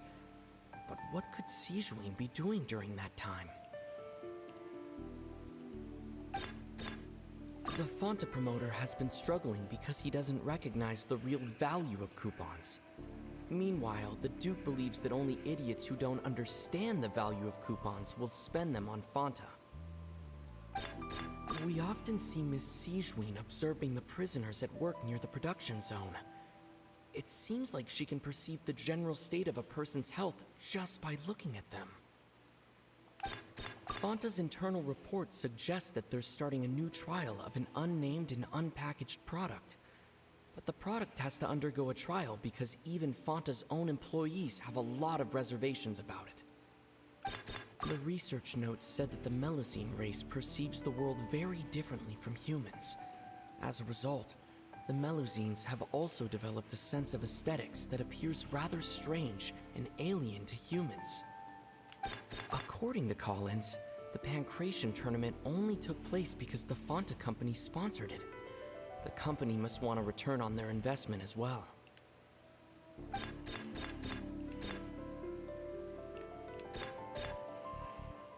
The Fonta promoter has been struggling because he doesn't... I've been told that the infirmary is always empty for the half hour just... We often see Miss Sijuin observing the prisoners at... It's gotta be this one, right? What's not gonna do this train beat up here? I've been told that the infirmary is always empty for the half hour just before lunch. But what could Sijuin be doing during that time? The Fonta promoter has been struggling because... Fonta's internal report suggests... The research notes said that the Melazine... According to Collins, the Pancration... Under what circumstances does train beat up here? I'm confused. I've been told that the infirmary is always empty for the The Fonta promoter has been struggling because he doesn't recognize the real value of coupons. Meanwhile, the Duke believes that only idiots... I've been told that the infirmary is always empty. Why does train me up here? The Fonta promoter has been struggling. We often see Miss Sijuin... Fonta's internal report suggests that they're starting a new trial of an unnamed and unpackaged product. But the product has to undergo a trial because... The research notes said that the Melazine...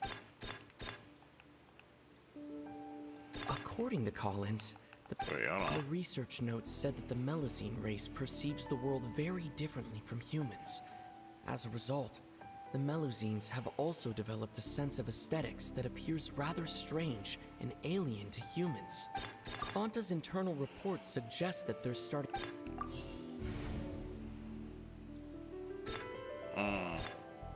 Damn, I got one wrong. The Fonta promoter has been struggling because he doesn't recognize the real value of coupons. Meanwhile, the research notes said that the Melazine race Yeah, I knew it was that one. I should have picked that one. Damn it. Ah, so that's what's going on. Paimon understands it now. Who would have guessed? The hidden rule of the production zone. People are not supposed to work 3 days in a row, and if they do, they'll get strange meat in their welfare meal. The glasses are back. At first we thought this strange meat must have something to do with the people who disappeared. But in reality, they were all prepared by Sigewin, the head nurse. She often visits the production zone to observe the workers' health and makes a note of anyone who has worn themselves out after 3 full days of work. Out of her sense of duty as the head nurse, as well as her genuine concern for the workers' health, Sigewin visits the cafeteria right before lunch and cooks an extra dish for those who can use the stamina boost. Sigewin has only the best intentions with her surprise gift and doesn't want anyone to find out about what she does. However, unfortunately, Melazines as a race perceive the world differently from humans, and their sense of aesthetics is even more alien to us. The recipients of her lovingly prepared special meals cannot taste the care within and usually just freak out. Are we on the right track? Not bad. You've uncovered Sigewin's secret and even guessed her intentions correctly as well. It's nice to know that her efforts have not gone unacknowledged. All right, now for my next question. There are also some hidden rules in the Pancration Ring, including the one that you're not allowed to support both sides of a fight. Why is that? The hidden rules of the Pancration Ring. I remember now. If someone tries to support both sides at the time, they receive a package the next morning, which contains that strange blood color liquid. We also don't allow recharge to meeting. Let me shift through and see what I found.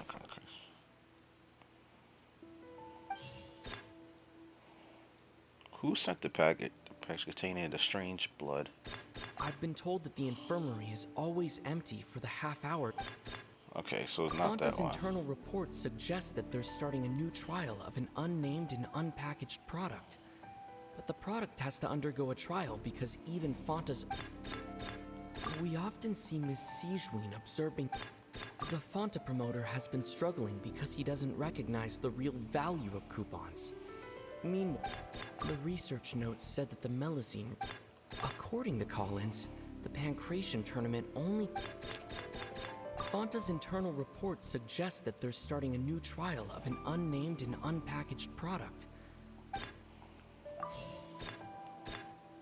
Why does the strange blood look like the way it does? We often see Miss Sigewin. The Fonta promoter has been struggling because he doesn't recognize the real value of coupons. According to Collins, the Pancration tournament only took place because the Fonta promoter has been Why are they only those who buy tickets? According to Collins, the... Oh, wow. Wow, I suck. I really thought I had some there. I've been told that the infirmary is always empty for the half hour just before lunch. But what could Sigewin be doing during... Is it that one again? Why would that be the Fonta's same internal one? report suggests that they're starting a new trial of an unnamed and unpackaged product. Wait, no. Wait, no. Fonta's internal report... Get rid of that one. Oh, I'm so stupid. I just picked that one. We often see Miss Sigewin observe... The Fonta promoter has been struggling because... The research notes said that the Melazine race... Don't tell me. Well, I want to see what's up there. Like, the... Oh, gosh. According to Collins, the Pancration tournament only took...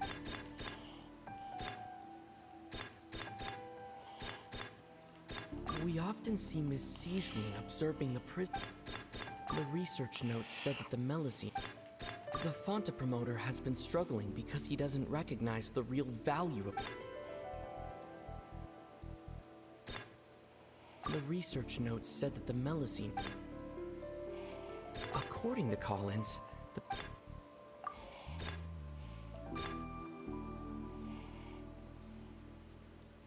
I've been told that the infirmary is always... We often see Miss... The Fonta promoter has been struggling...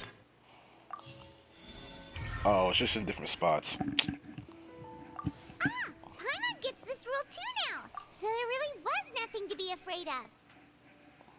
That hidden rule of the Pancration Ring is about how, People are not supposed to bet on both boxers at the same time. And if they do, they'll receive a package containing a strange, blood-colored liquid.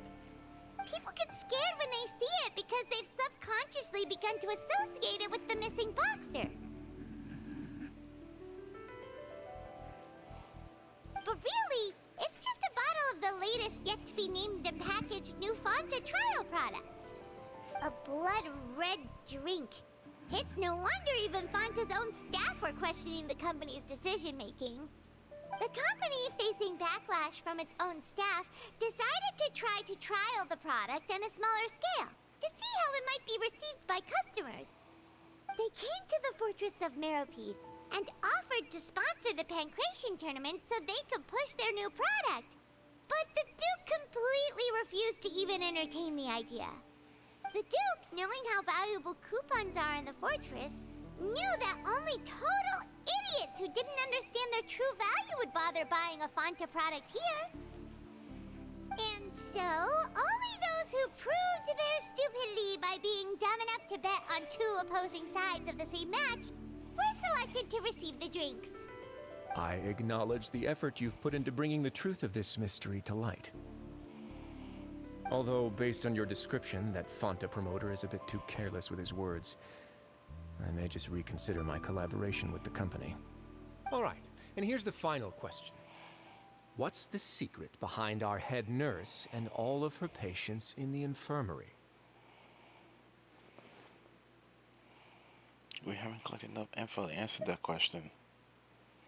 Stop your cruel and pointless games, Risley! You know that we haven't finished our investigation, so there's no way we can answer the last question. The thought of sparing Lynette and Fremine never even crossed your mind. Lenny! You'll pay for this!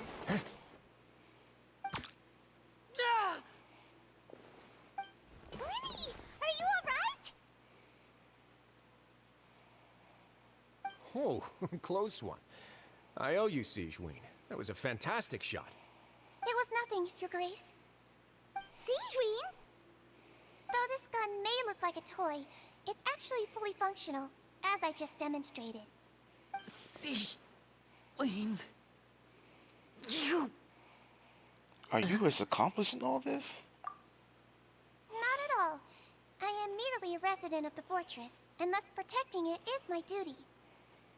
When Monsieur Nervulette asked me to come here, he told me that my job would be to take care of the well-being of everyone here. I am merely discharging my duties. But if you mean what you just said, then isn't Linny someone you should be looking after as well? Isn't he a resident here just like the rest of us? If you're close with Nervulette, why not learn a thing or two about virtue from him? But I really am just doing what Monsieur Nervulette told me to do. Everything I did, I've done to protect them. Had I not, they would be in far more dire straits right now. His Grace knows it too, right? Your Grace? Mind proving my innocence to them? My dear Sigewinne, whatever shall I do with you? Would it have killed you to just wait another minute or two? Well, it's nearly time after all. The way you do things can be truly frustrating sometimes, Your Grace. I figured I should try to talk some sense into you. What are you talking about? What time? Take me if you want, but let them go. How touching. Can you just give me one more minute? Don't be like that, Your Grace. All right, everyone, calm down. 2 more visitors will be arriving any time now. I'll go get a cup of tea. Miss Sigewinne, I leave Miss Lynette in your care. You... What are you doing? I believe I hear footsteps. Doors on the center from me, a figure burst. Some space, please. Ah, Miss Clarande. My door. Fremine... Fremine... What's going on? What is Clarande doing here? Work. I'm sorry about shooting you, Mr. Linney. The tranquilizing effect will begin to wear off soon. Please take it easy in the meantime, though. What happened to Fremine? Wasn't he diving just outside of the fortress? Why is he looking like this? These symptoms, it can't be.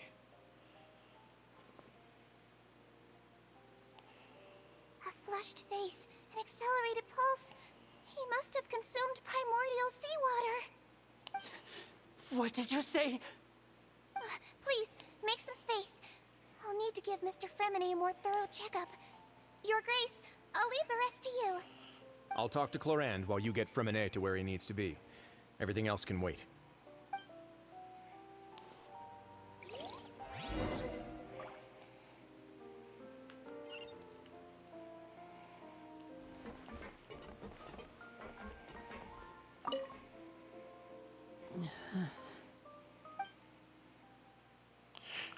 Link's expression looks disgusted. It seems like he'd rather not have to touch Femine. Still, he didn't stop her, so it's obvious that Femine does require urgent medical care. She examines Femine carefully. She doesn't look too upset, which is a good sign. I hope Femine will be okay. How is he? These symptoms are probably caused by an acute ingestion of a large amount of primordial seawater. Still, his condition is not critical. Of course, it would be best if he stayed for further observation. Let's leave him here for now, and move him to the infirmary once he's recovered a bit more. Sorry. I am aware that the infirmary may not be your favorite place in the world at the moment. We do only have a single clinic in the fortress, however.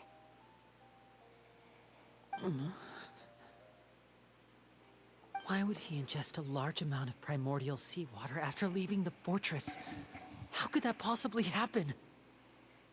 Please, look after Mr. Fremine for the moment. I'll go fetch some medicine and a respirator. Oh, I'll bring Miss Lynette back with me. Where is she? How is she right now? Oh, she just took a nap in an empty room after I tranquilized her. If my calculations are correct, she should also be waking up right around now. You might not believe me, but His Grace and I actually made some snacks and tea for her. Well, he's finally beginning to stop tensing the muscles on his face. Seems like he trusts what Xinjuan just said.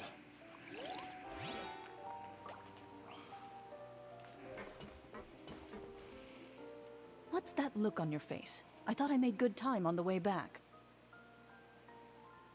Oh, I'm just admiring your punctuality. Had you arrived just a few minutes later, Xinjuan may have been forced to shoot Mr. Linny again. How's the situation out there? The water has changed. It's pretty much as expected. The concentration of primordial seawater has increased significantly. I was only out there a short time, so it wasn't too bad. But if one were to stay for any significant amount of time, well, you can see how that boy's doing.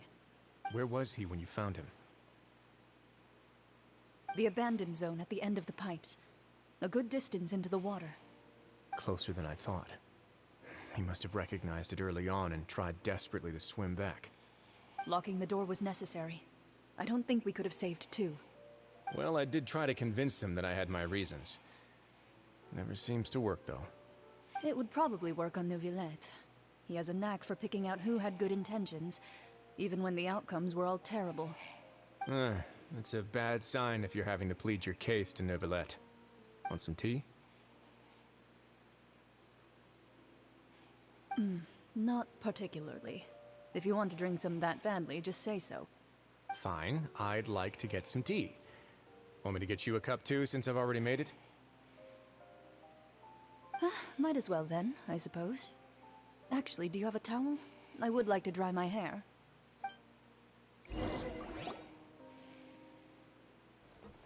Linny, are you okay? I'll be fine. They're all here now. Don't worry about me. Are you sure? You don't look all right. My hands and feet are still a bit weak, but that's probably just the residual effects of the tranquilizer shot. I'm back, everyone. Lenny! Oh, Traveler, Paimon, you're here too. Remine? Is he... He'll be fine. But for now, please help me lift him up. Let it. There you go.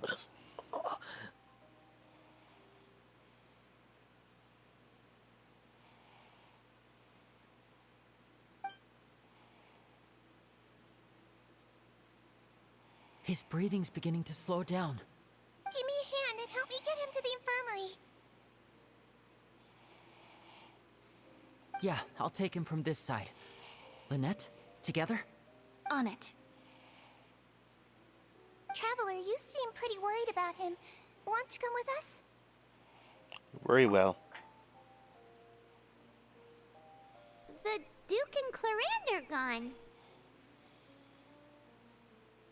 They probably went to get some tea. The Duke will explain the truth in just a bit. Miss Clarande will need a break, since she only just returned from rescuing Fremine out of the sea. Clarande saved Lenny from the sea. Just what happened there?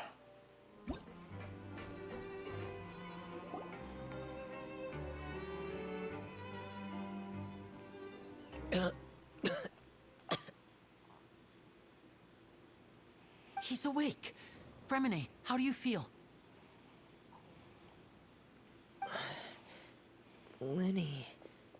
Lynette... We're all here. Where am I? The infirmary, at the Fortress of Meripede, Mr. Fremine. And you are no longer in any danger. How do you feel? Don't push yourself if you're not feeling up to it. Traveler... Paimon... It's been so long.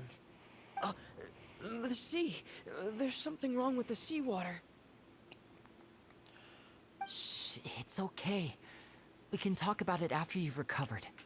No, listen to me. This is really serious.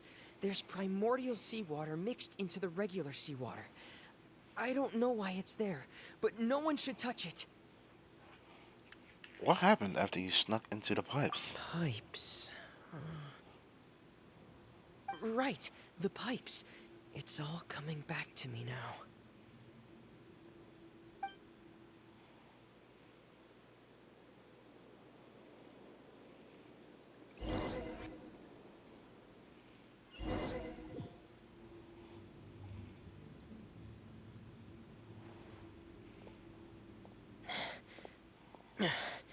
I'm in. Seems like this pipe hasn't been used in a long time. It looks abandoned.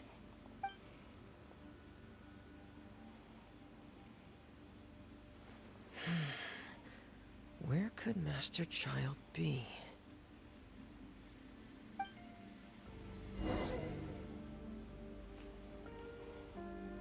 Oh, this is sick. I don't even have Fremine, so this is cool. I get to use him. That's nice.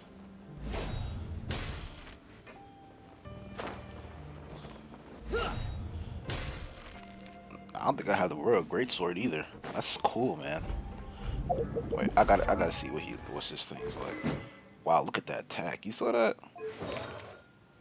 Oh my gosh, they keep doing this damn set. No bless. Stop doing that.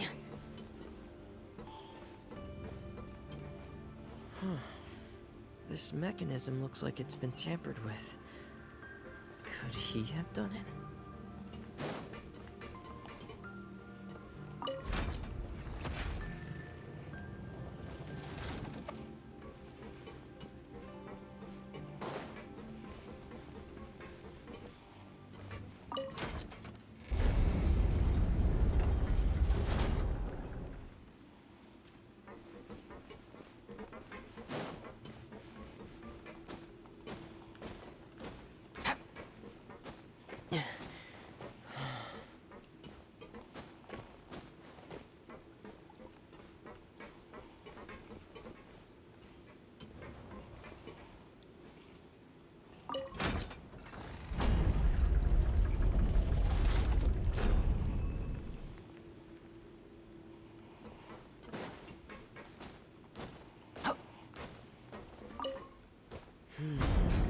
getting stuck on something.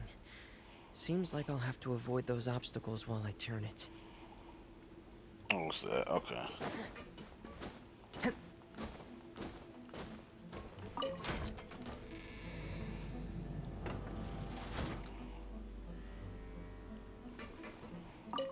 My bad.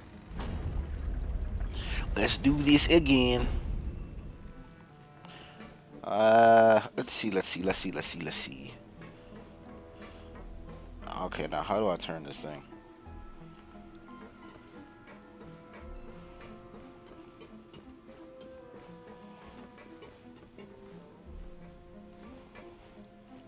Do I have to go down here?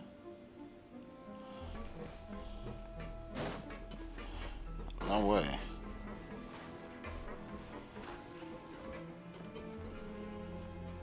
No, definitely don't go down there. Definitely.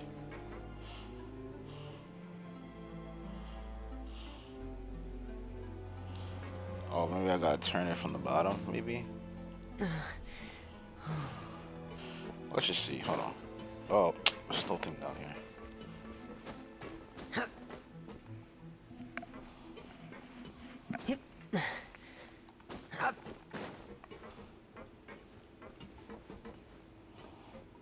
Alright, go back down.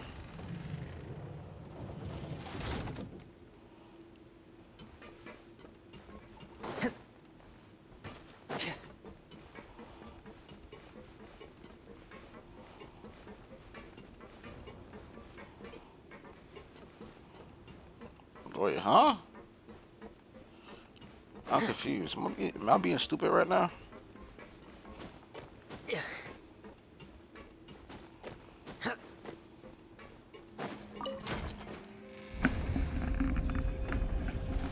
Oh, I'm so stupid.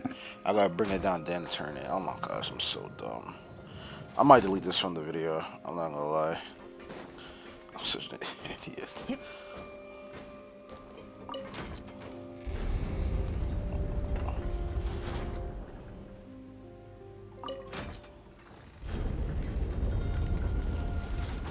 Oh, why am I so dumb today? I had it. I think I might just skip this part. I'm not gonna lie. I don't want to seem dumb. Oh my gosh, man.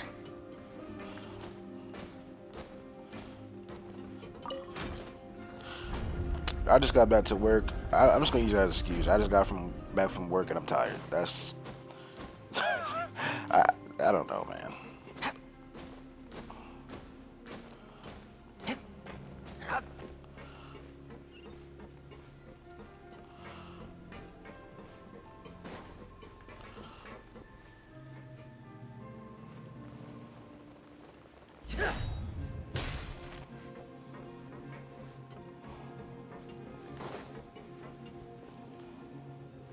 This is where the water starts. Okay. Master Child probably dived into the water. I'll go take a look as well.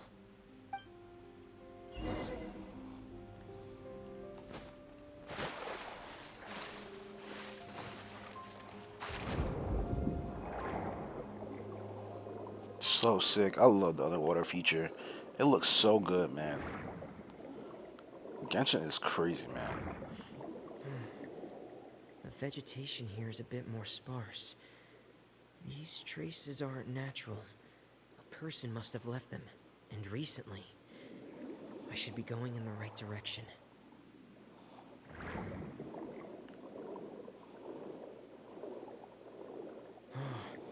There are traces here too. I need to keep going. Huh? The traces are gone. But I don't see where he could have gone from here. Wait. What the?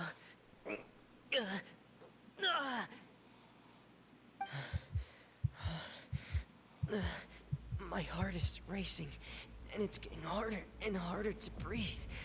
What's going on?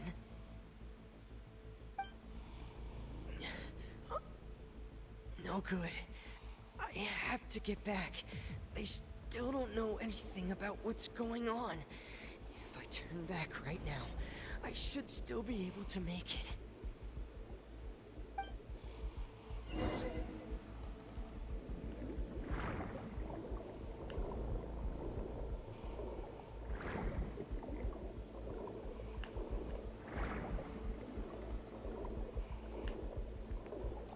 That music is crazy right now. I can't die here.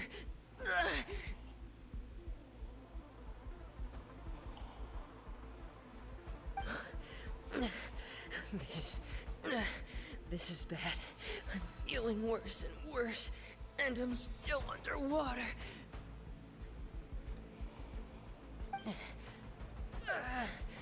I have to push on.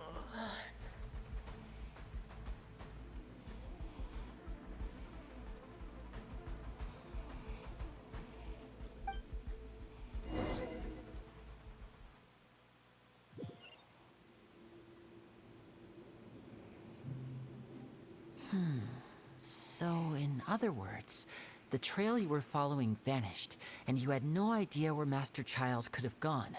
But there was also no obvious place for him to have disappeared to. That's right. I tried my best to swim back, but I had already put some distance between myself and the fortress, and I just couldn't find the strength to keep going. I probably passed out some time after that, and you know the rest. Miss Clarande brought you back, but we also don't know why she just suddenly appeared at the fortress, or why she went out to save you. Miss Clarande, you say? I must go thank her in person. You're still too weak for Monet. You can go after you've had some more rest. Miss Lynette is right.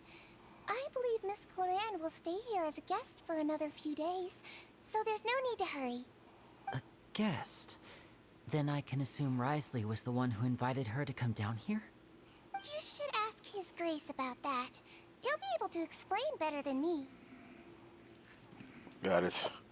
I'll go talk to him. Yeah, it's about time he actually told us what's going on. Wanna come with us, Lenny? No, please go on without me. I don't want to leave just yet. Lenny. The logical part of my brain is aware that we're safe right now, but I still can't bring myself to leave. Both of you are just in danger. Understood. Then let's just sit together for a while. In that case, I'll leave the infirmary to you.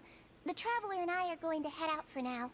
As long as you stay in here, I don't think you'll be disturbed. Thank you.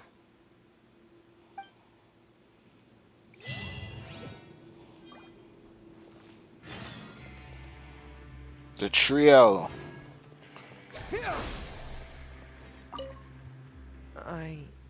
I'm so sorry, Lenny. I'm also really sorry, Lenny. I should have been more careful. Don't say that. It was all my fault. I was the one who should have been more careful. You two were nearly...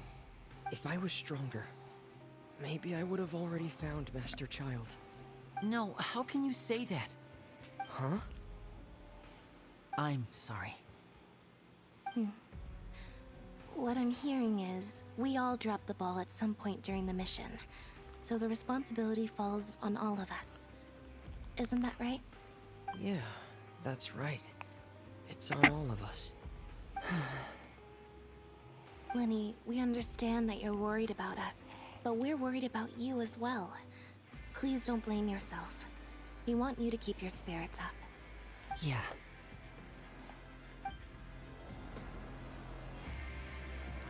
Such awesome siblings.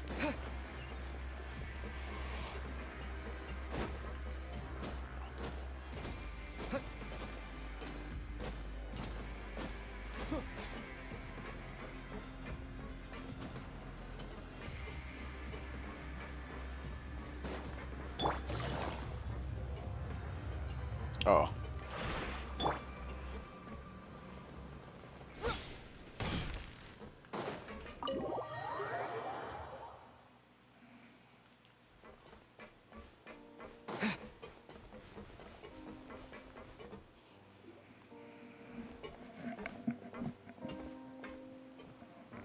Excuse me.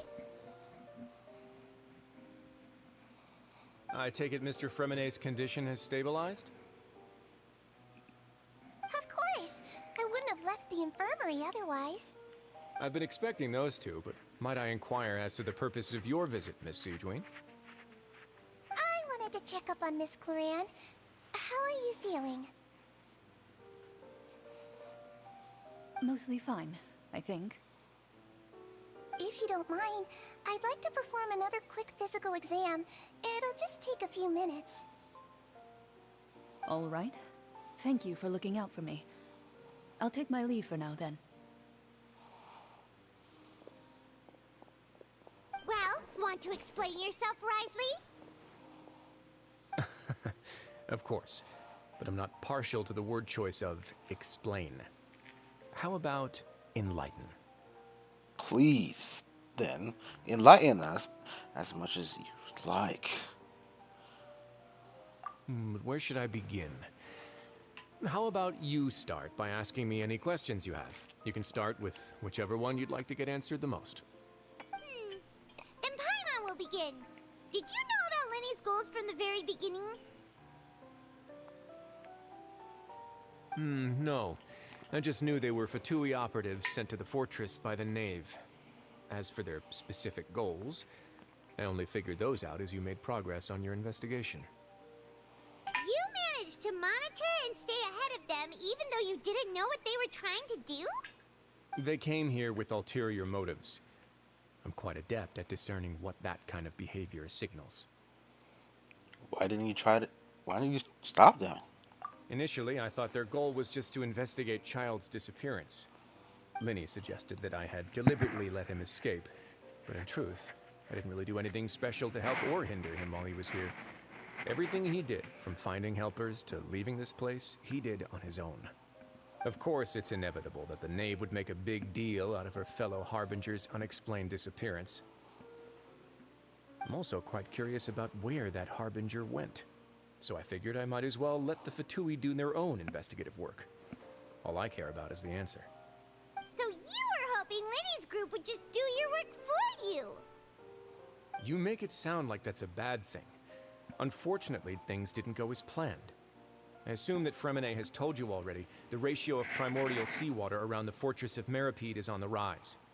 The Forbidden Zone has always been Lenny's target, and you got roped into that investigation after running into him.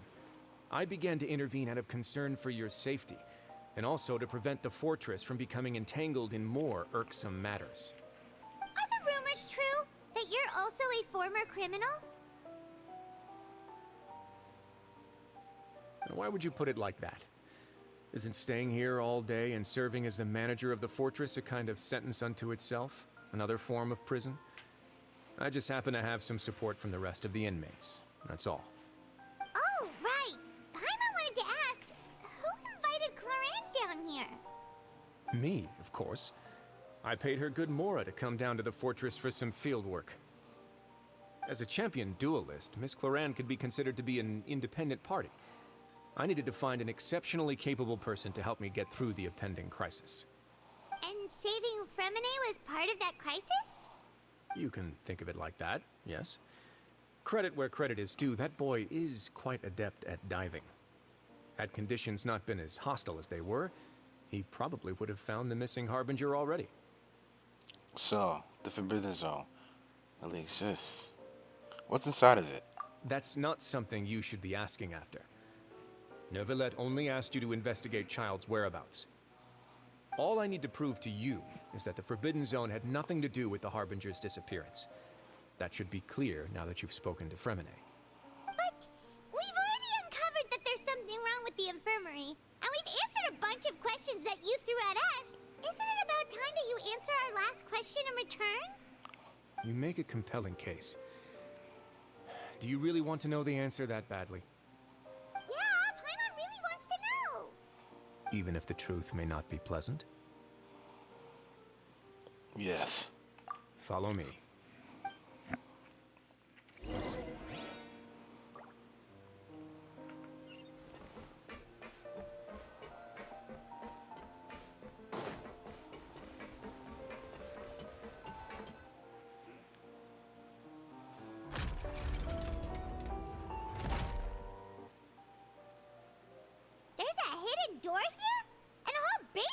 find it. Huh. You're pretty good at hiding stuff, Risley. It seems you've forgotten just what kind of place the Fortress of Meripede is.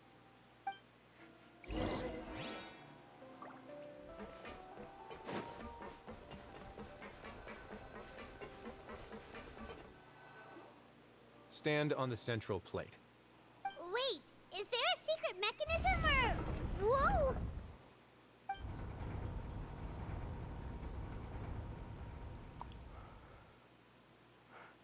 What? I'm not reading those, man. They are too fast. So, this is the Forbidden Zone? Honestly, for a place so well hidden, Paimon sure doesn't see anything special. And that is...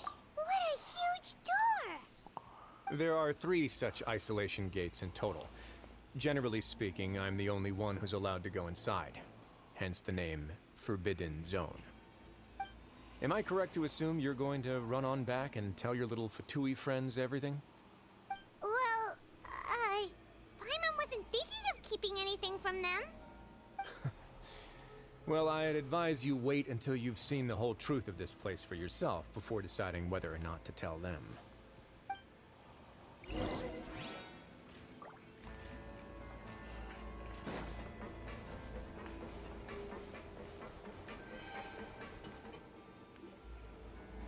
Huh. So there's a switch on the side. Stand back.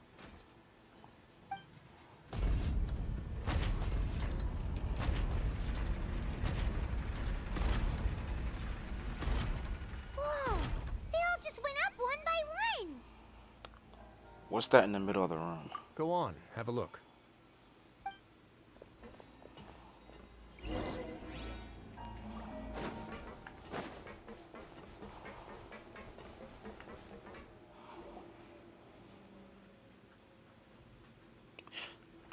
This room is really empty with nothing in here, which is quite strange on its own. There's also a device smack damn in the middle of the room, which looks like some kind of massive sluice gate. I've been interested in what lies beyond that gate ever since I assumed leadership of the Fortress of Meripede. Of course, it would be unwise to recklessly open it, but it'd also be risky and negligent to simply ignore any potential danger that could be behind it. The readings on that dashboard have not budged since the day when I first laid eyes on this place. But over the past year, the needle has crept upwards from its original position, likely because some parameter it's been tracking has changed, if only infinitesimally. Normally, I would have ignored it, but I happened to have some free time when I noticed it, so I investigated. Any guesses what the reading could be tracking? This man said infinitesimally. What? I never heard that word in my life. Is that a real word? What? Let me know if you guys ever heard that word, and if you did, like, tell me what it means. The water pressure? The temperature? Very reasonable guesses. I've considered both of those as well. Unfortunately, our dashboard is tracking something less ordinary. The temperature should vary with weather and climate changes, so for something that rarely shifts, the water pressure is more likely. We ran a few tests to increase the pressure from the outside, but the readings didn't change at all. Later on, a few more possibilities occurred to me, such as a potential connection with the primordial sea. I began to make a few preparations based on that hypothesis. Over the past few days, the needle has moved again. With that, and the symptoms that Fremine displayed after leaving the fortress, I can now confidently conclude that the readings represent the concentration of primordial seawater in the seawater nearby. The concentration of primordial seawater? But we're already under the sea! And that is precisely the problem. We're at the bottom of the sea, and now we're surrounded by toxic seawater. Somehow, primordial seawater got mixed in, and the concentration is steadily rising. Primordial seawater is continually leaking into the sea? Yes, that's very likely. But forget about the two of us. Not even Neuvillette knows where the primordial sea could be, much less where we could find and plug a leak. Oh. Oh! Seems like you've figured it out. I believe the primordial sea lies directly beneath this sluice gate. For some reason, the primordial seawater levels have risen significantly, and it's now very close to us. The indicators are now red. Although the gate still stands, some primordial seawater has already leaked out and mixed into the sea around us. If this continues, soon it will no longer be able to hold back the primordial sea at all. And if the primordial sea is leaking through, if this gate falls, all of Fontaine will fall with it. Yeah, you know what the legends say. If this place falls, then everyone in Fontaine will be turned into puddles in the span of a night. But that's just too weird! Why would the Fortress of Meripede be built right above a sluice gate for the Primordial Sea? Who built this place anyway? Your expression tells me you think this might be part of a vast, complicated conspiracy. To be honest, you might find the actual answer may be exceedingly boring. It's just that the secret of the Forbidden Zone had been long forgotten by the nation before I rediscovered it with my research. There's no single founder of the Fortress of Meripede in any traditional sense. What we know about its history has been left to us by the people who used to live here. When the previous Hydro Archon, Egeria, ruled the land, all convicted criminals from Fontaine were exiled. Egeria. The people drove the criminals away like a wolf pack chasing away the banished. The criminals received no sympathy of any kind from the people. They were exiled to the desolate seaside, where they experienced only pain, struggle, and the bone-chilling cold. Some of them began to repent, and prayed to the Hydro Archon, asking if there was still anything they could do. The Hydro Archon took pity on them, and said, "You may go guard my secret, deep underneath the waves." And so, leaning on the power of the Hydro Archon, they gathered underneath the sea and began to build a fortress. They became a community down there in the deeps, and over the years helped it to grow. As the number of exiles increased, more and more people joined the community. When the first group of exiles died, they left the yet unfinished fortress to their successors. The Hydro Archon continued to lend her support, allowing the fortress and what it stood for to continue growing ever larger. Before long, this dark underwater fortress became the sinner's only home. And with that, the people here stopped referring to the fortress as a prison. They saw themselves as repenting sinners who would regain their freedom once they had sufficiently redeemed themselves. But as time went on, people also realized that the fortress was a lonely place. Once they had gotten used to life here, they could no longer feel comfortable living in the overworld. Once they had finished serving their sentences, some people left and some others chose to stay. They'd find some idle position and let their withered souls fade away with the ancient secrets of the past. After many, many centuries, few people still remember the reason for the fortress's founding. Now they just see it as an integral pillar of Fontainian society, as the place where criminals deserve to be sent. Now and again, researchers manage to break one law or another and live out their days in the fortress. I learned all this from an elderly historian. Everyone else just thought he'd made it all up. But now you know every part of that history is true. Indeed. It's just as the prophecy says. If this gate fails, then everyone will be dissolved into the sea. Do you believe in prophecies? To be frank, not really. But sadly, that hasn't stopped this prophecy from proving all too accurate. Prophecies are troublesome things. Just hearing one will create the first wave of panic. Seeing signs of it will bring about the second, and actually witnessing it in real time, the third. So as a Duke of Meripede, just what do you plan to do about it? Let's go somewhere else. I want to show you something.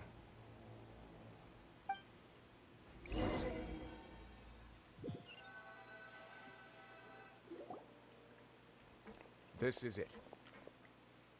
Your Grace, perfect timing. The results from our last round of experiments have... Wait, Jurier, he's not alone!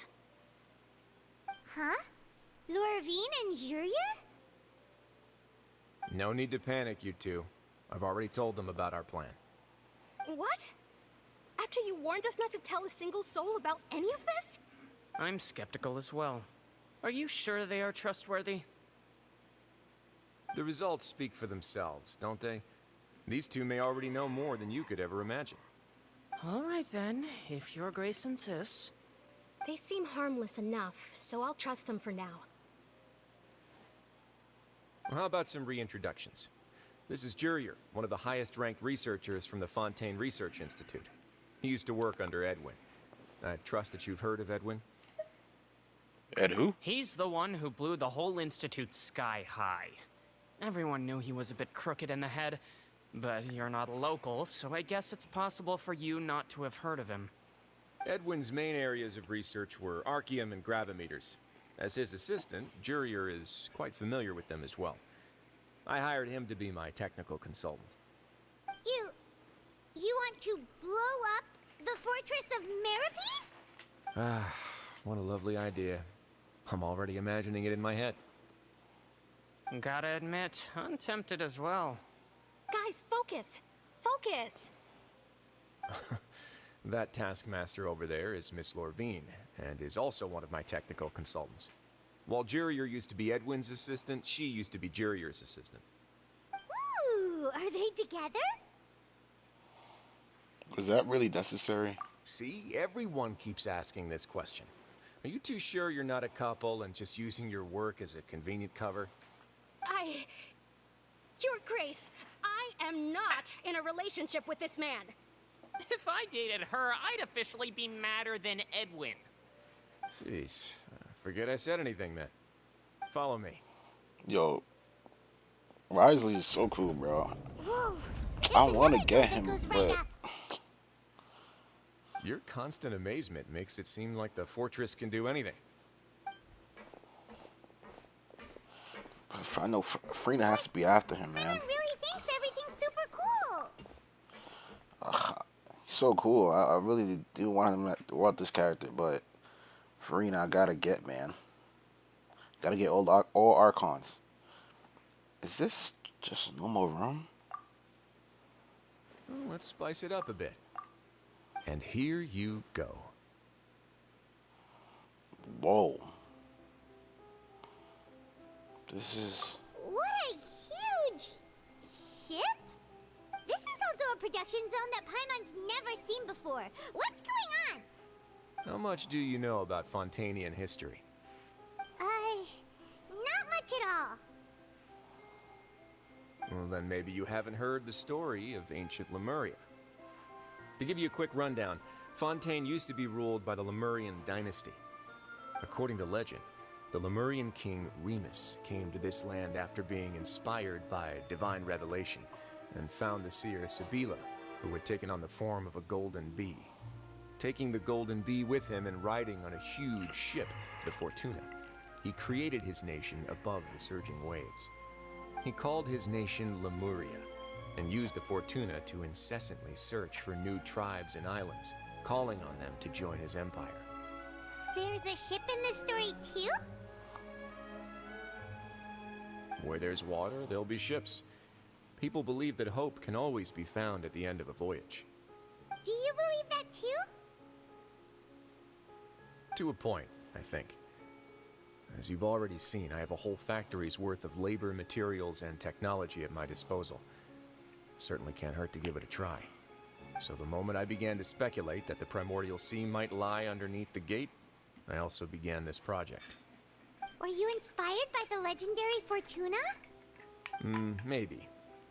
Fontainians need something to hold on to cope with the impending disaster.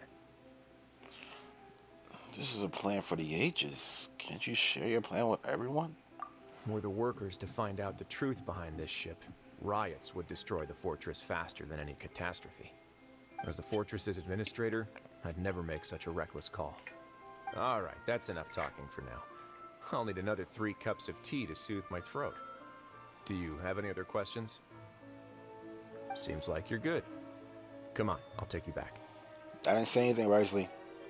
I didn't say anything. Come back. I'll leave you here for now. Oh, thank you so much. No worries. But don't forget, it's up to you whether or not you want to share what you just saw. What you do from here on out will likely affect those three as well. It means that my actions now will decide the next steps Lenny's group takes. In other words, if I want to tell Lenny the truth, I must make him understand that we can't afford excess conflict right now. Yeah, we'll put a lot of thought into it for sure. Yes, we will. Great. I look forward to what happens next. Yeah, we will, I meant to say.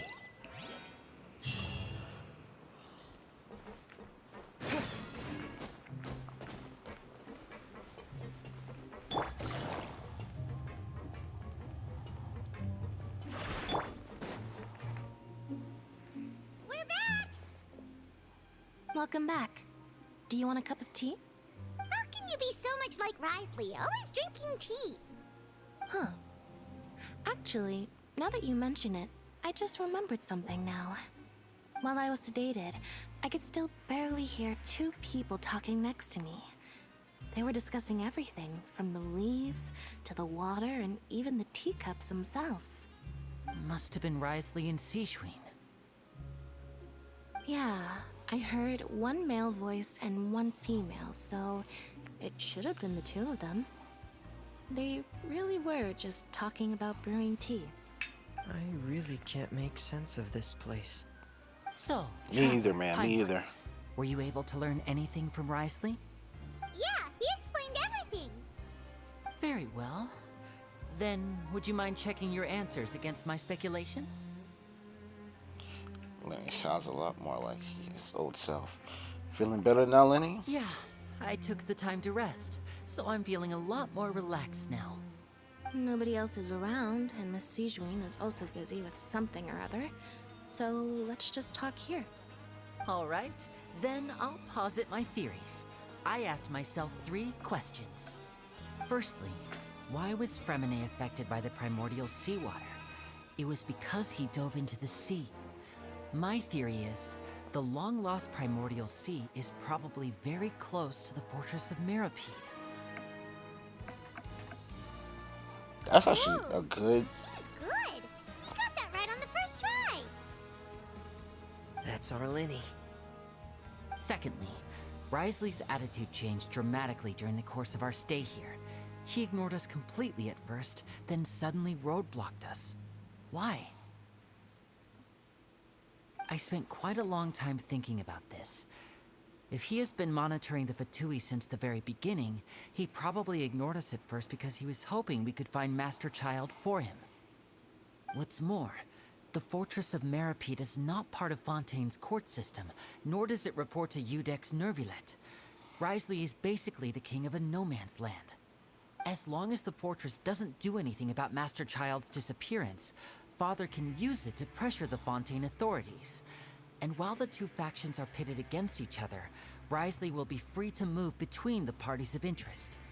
If I had to guess, he probably has something that he's working on himself. It's likely related to the secret of the infirmary, but I just can't think of what it could be. Lenny's grasp of the big picture is amazing. You're super smart. Thanks so much. Then finally, there's the last question. If Risley does have a plan, what could it be? All I know for now is that his plan probably has something to do with the changing nature of the seawater. He's even gotten Cloran to help him out. That can't be the full extent of what he's doing. There's probably a secret passageway behind the block in the infirmary, and there's something big in the fortress that most people here never get to see. He has a bargaining chip, and it could be important enough for Father to deal with him directly. I don't have enough information, so I have no idea what his chip might be. But let me guess. You have the last piece of the puzzle. At the deliberation, you share the information you just learned. While sharing what you saw, you emphasize that there is knowledge on the... I can't believe it. The sea will engulf everyone. Just like the prophecy said. Could Risley have wanted to meet Father to figure out a way to deal with this crisis? If you remember, I once mentioned that Father sees the House of the Hearth as her base of operations, and she truly wants to resolve the crisis. But how could Risley have known that? Or perhaps he didn't know and just wanted to bring Father over to his side, which could be why he said he just wanted to negotiate. Yeah, that makes sense to me. I understand your concerns as well, Traveler. I'll figure out a way to pass this on to our father. No matter what, we're on your side.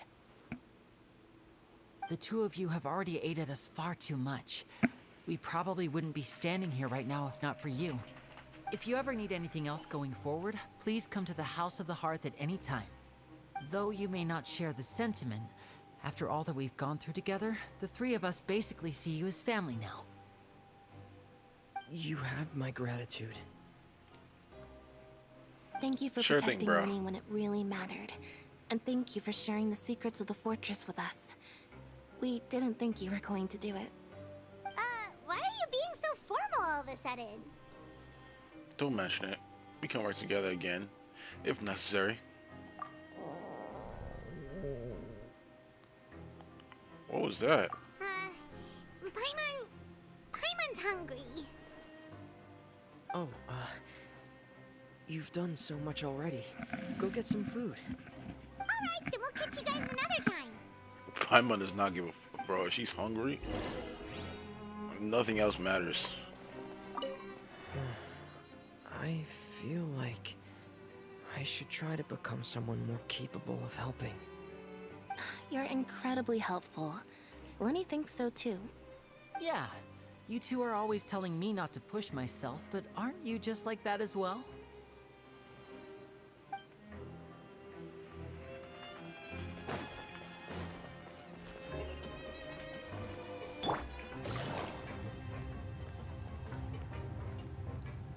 Take it easy. Hup.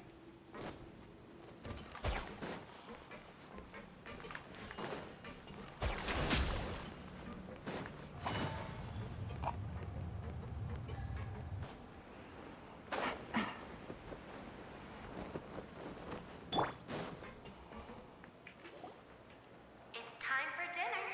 Welfare meals now being served in the coupon cafeteria. Come on, let's go pick up ours as well. Traveler and Paimon, over here. Are you here for dinner too, Miss Sijween? And I'm taking the opportunity to prepare Miss Cloran's dinner as well. Huh. You're right. She's actually sitting in the fortress cafeteria. What would you like to eat? Huh? We can choose? Yep, you can. I've already talked to our chef, Mr. Wolsey. It's all on me today, so you can get whatever you'd like. Yep, you can. I've already talked to our chef, Mr. Oh, then I'll have the tastiest stuff you have to offer. Then I'll get the biggest portion you have to offer. Me too. Don't forget Paimon. No problem. Just leave it to me.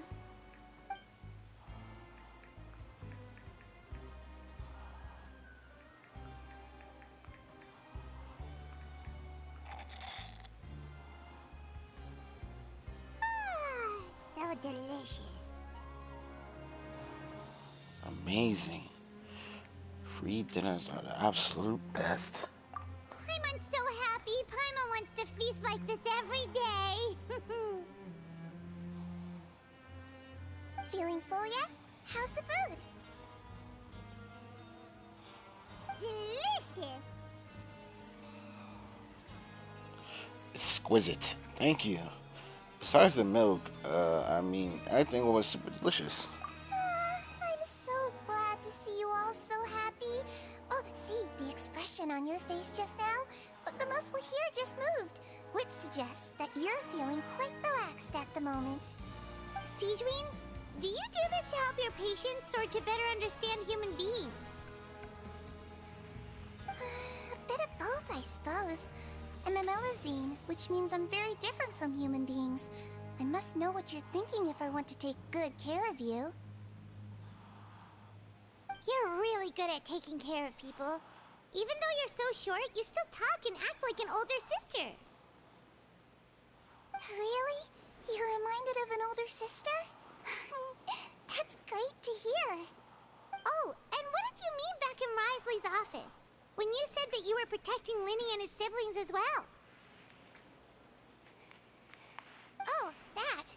I just asked His Grace to look out for those children, especially that diver boy. I was getting a bit worried after hearing that something was wrong with the water. Thankfully, Glorand is very strong and managed to save him in the nick of time. His Grace also sealed the pipes after Glorand left, to make sure that Linny wouldn't impulsively chase after his brother. Although the path was blocked, we still stationed some guards there to stop anyone from approaching. They were instructed to only open the door once Miss Glorand had returned. Oh, and I was keeping an eye on Mr. Linny as well. We had to press him, but we couldn't allow him to be in any real danger. You were all super considerate and really thought everything through. It's just what we do down here at the fortress. At least this has been His Grace's style for as long as he's been the leader. Oh, I really wish Monsieur Nervila would come down here more often too. I feel like he'd like it here, with all the darkness and chaos. But that doesn't make sense at all. It's hard to imagine Nouvelle outside his office. Get a good night's rest, you two. You both worked very hard.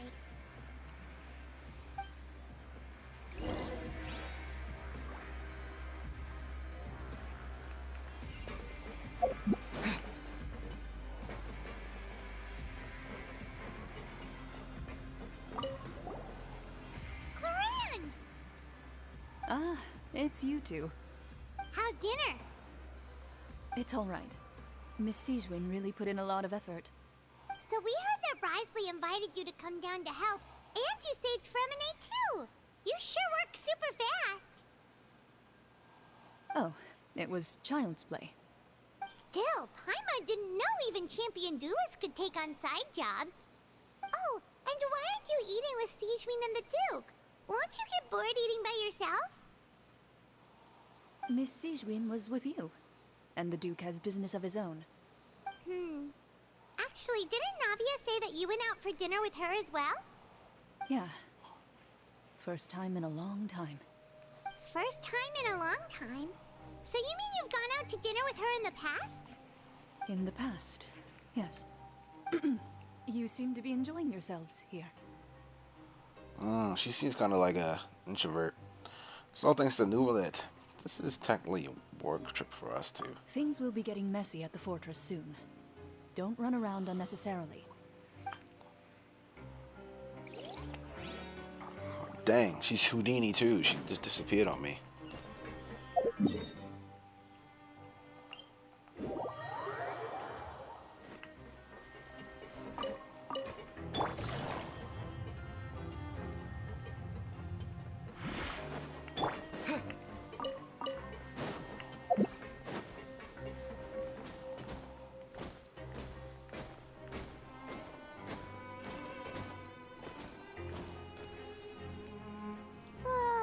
So much has happened. Paimon just feels absolutely exhausted now that she's finally relaxed. Paimon's super sleepy.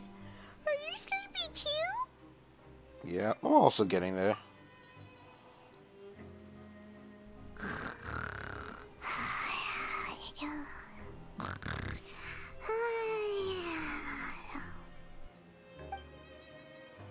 Wow, she really immediately fell asleep. Delicious. Paimon wants seconds for free. Good night.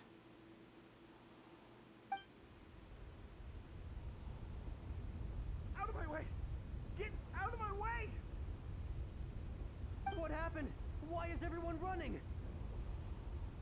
No idea, but something must have happened. Stop asking!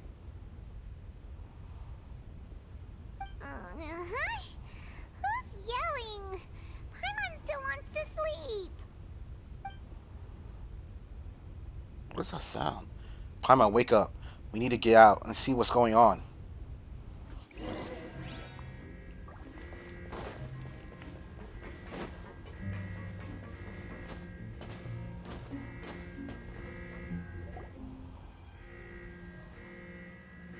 What happened? Why is everyone running around? Hey, what are you no time to explain, mate. Goodbye.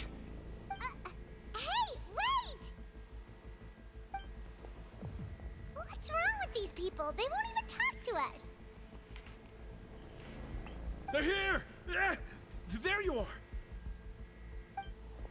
Oh, thank goodness! Quisto and Laveroon, do you know what happened here? We came here especially to inform you. Something seems to have gone terribly wrong just now.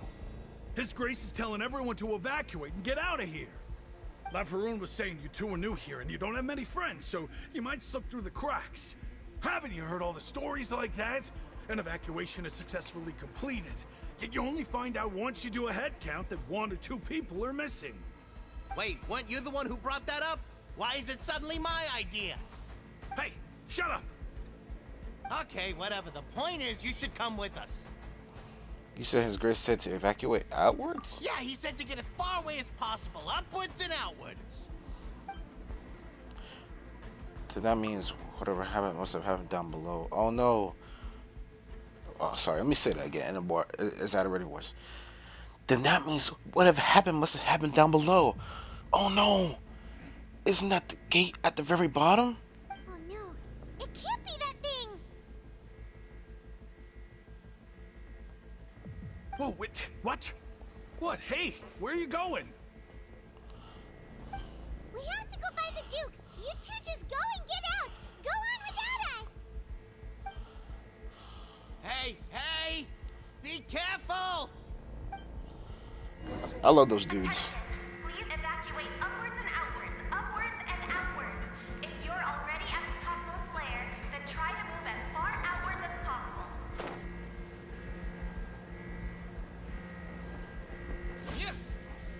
Attention, please evacuate upwards and Yo, people are really running. That's crazy. if you're already at the topmost layer, then try to move as far outwards as possible.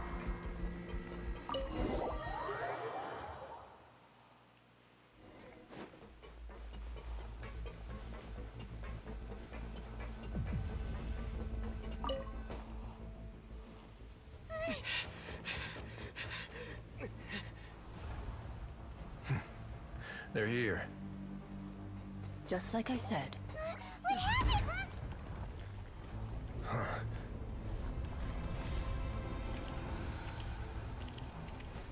You're just in time. But be ready to run.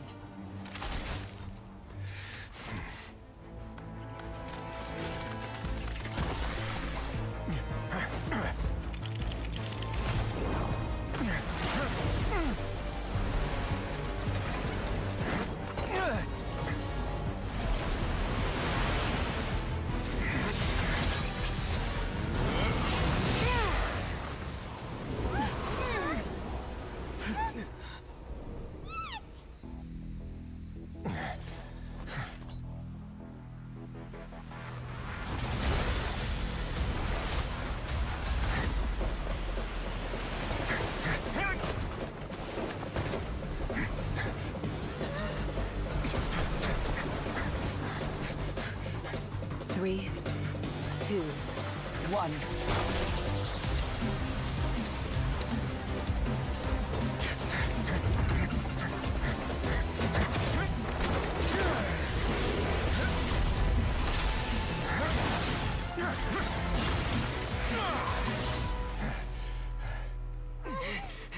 This won't hold it for long.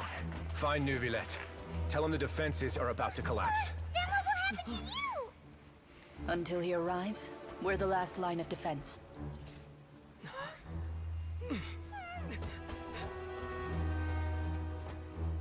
The gate. How long do you think it'll hold? That depends on us.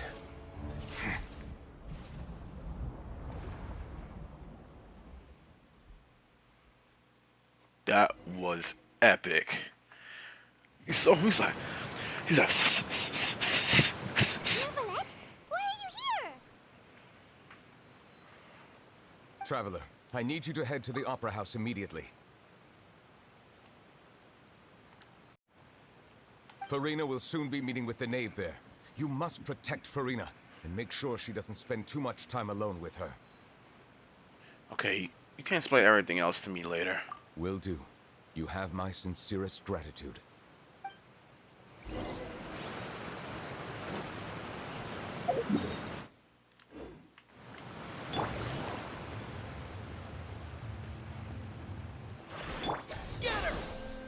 I did not mean to press that. That scene was so epic. So epic.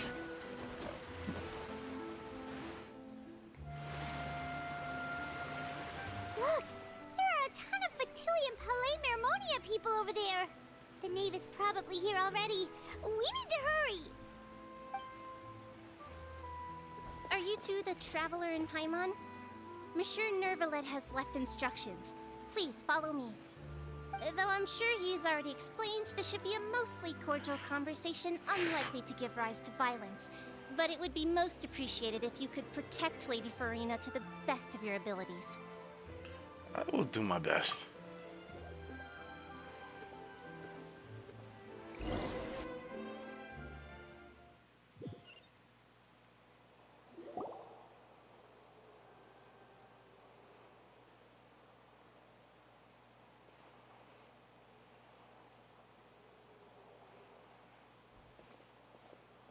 Oh, so you two are the honored guests Miss Farina mentioned. Of course, of course. How could they not attend a meeting such as this? I must always have 2 or more guests at my dessert table. Otherwise, the occasion would be too lonely and unbecoming of my station. It is my pleasure to make your acquaintance, traveler. I have heard much of your accomplishments. I am the Knave, one of the 11 Fatui Harbingers. So this is the Knave, the head of the House of the Hearth, and the lineage sibling's father. She certainly does not seem easy to deal with. Greetings! Well, voice crack. Greetings. Pleasure to meet you. I've already prepared seats for you. Come, sit beside me. Perhaps you two are unaware of how Miss Farina and I do things.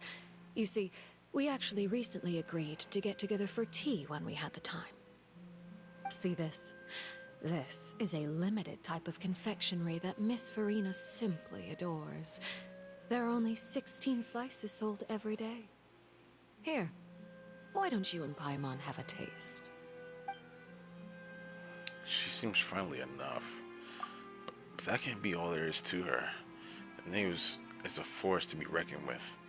I should be very cautious around her. Traveler, what do you think of this cake?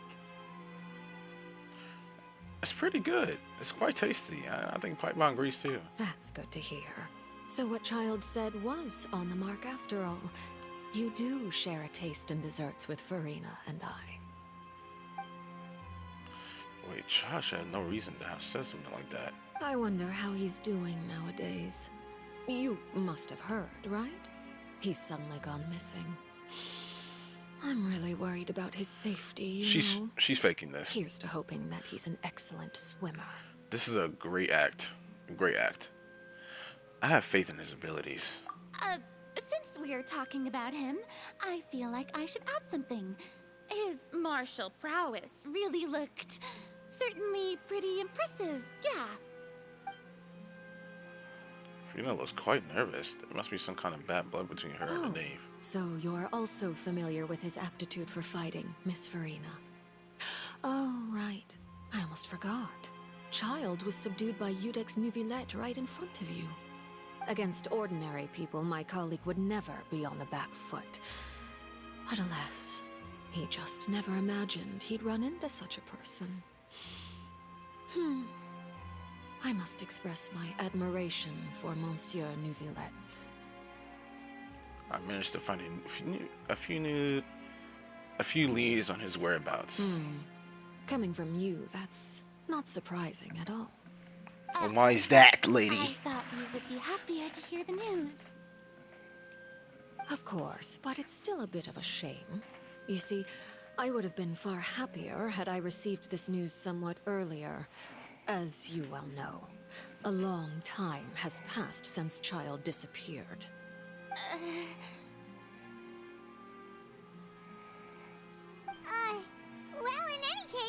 no need to worry. We know for sure that child is still alive. Oh. And just how do you know that? Because we found evidence that proved he left the Fortress of Mirapede. And where did he go after leaving the fortress? Well... I don't know, Pirates Temple just left us wide open. The Fortress of Mirapede lies deep beneath the waves. Unless he pranced right out of the main gate, he must have had to swim for it. Do you have any proof that he surfaced safely? We do not. There was also no evidence that he's been injured or killed. Ah, that is good news at least. His sister Tonya sent a letter to Fontaine not too long ago. Since he was unfortunately unavailable, I picked it up on his behalf. Do you have any idea how he usually writes back to his family? Dear Tonya, your letter made me feel like we were still enjoying our time in Snezhnaya together. I'm currently admiring the scenery on the streets in front of the Opera House. Is it something like that? She's turning with the pressure. I'm not sure if I'll be able to convince her, but I can at least try to distract her from Farina. That sounds good to me, yes. All letters tend to follow the same few formats anyway, right? As long as the contents are accurate, it doesn't matter so much how it's written or how it's worded. Huh?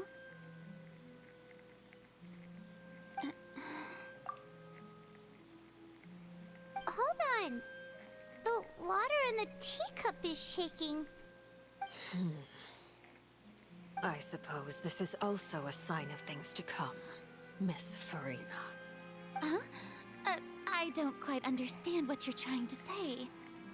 Have we entered into the next stage of the prophecy?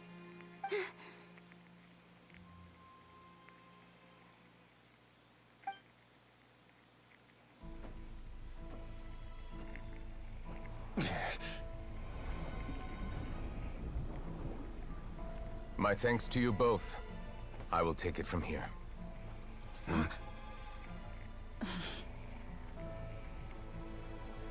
Sure you don't need a hand? Quite sure. Wow. So, what's your secret, huh? Let me guess. Nah, who knows? Maybe it's just your sense of responsibility. Sounds about right.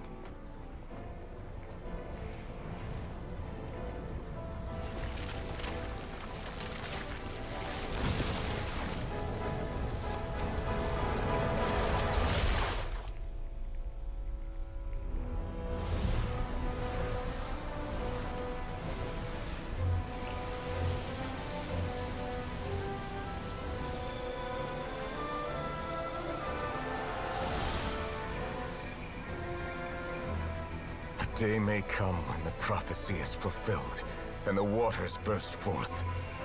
But it is not this day! This ancient power could easily obliterate an entire race. A tsunami of fury would unleash endless catastrophe.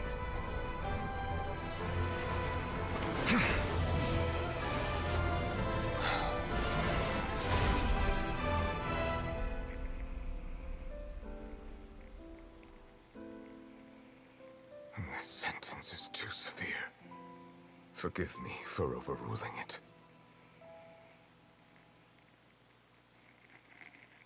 Yo. Is he the Archon? I'm joking. It has to be. It has to be. Seems like the problem inside has been suppressed. It has to be Farina, but Nouvellette seems more like the. I don't know. I'm just throwing out stuff here. Let me guess. We're safe for now. Indeed. But only for now. I win this bet. You owe me a present. Very well. It was indeed just as you said. You made a bet? We made a bet on the size of your entourage. Cloran thought you wouldn't come down by yourself. I figured you would have at least brought a few people along for appearance's sake. It appears I underestimated just how confidential the mission was. Shouldn't you have gotten used to confidential missions by now? That's just how the courts operate. So what gift must the loser give? Tea? He already has tons of tea in his office. I'm thinking about a set of legal codices. That wouldn't happen to be a dig at my lack of legal awareness, would it? Well, I'm sure His Grace doesn't consider the fortress to be outside the law. I was under the impression the residents of a place like this would be uninterested in the legal codices. That was obviously a joke. Anyway, you've still got some unfinished business to attend to in the overworld, correct? No need to stay here if you have a pressing matter. We all know you can't leave Palais Marmonia for long. Thank you. I hope everything went smoothly with the Fatui Harbinger.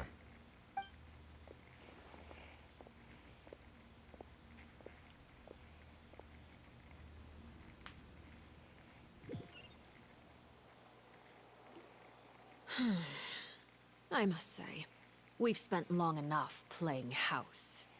Miss Farina, as the Hydro Archon, I am sure you understand the exact meaning of the phenomenon we just witnessed. Or should I say, that's what I originally thought. But looking at your expression, was I wrong?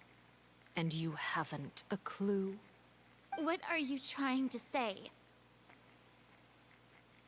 At this point, I don't think there's any more need to speak as diplomatic representatives. Allow me to speak to you now as just a Fontainian.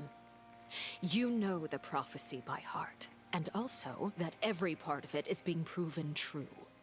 Yet, here you are, relaxing, drinking tea, and eating desserts as if it's all nothing more than a few stray bugs in your garden. Do you really think that's acceptable? The prophecy's hanging above our necks like a guillotine. Every faction is looking for a way to either avert the disaster or save their own. Even the orphans of the House of the Hearth have devoted everything to saving their homeland. But you? It beggars belief just how nonchalant and carefree you have been. From the very beginning, you, the god Focalor, you have utterly failed to take action. You're wrong. I've never ignored the prophecy, nor have I just been passing the time in self-indulgence. Retract your accusation and stop doubting the wisdom of the gods with such absurd conjectures! I am not alone in my doubts, you know. All the children of Fontaine may be harboring the exact same thoughts right now. Oh, great Hydro Archon.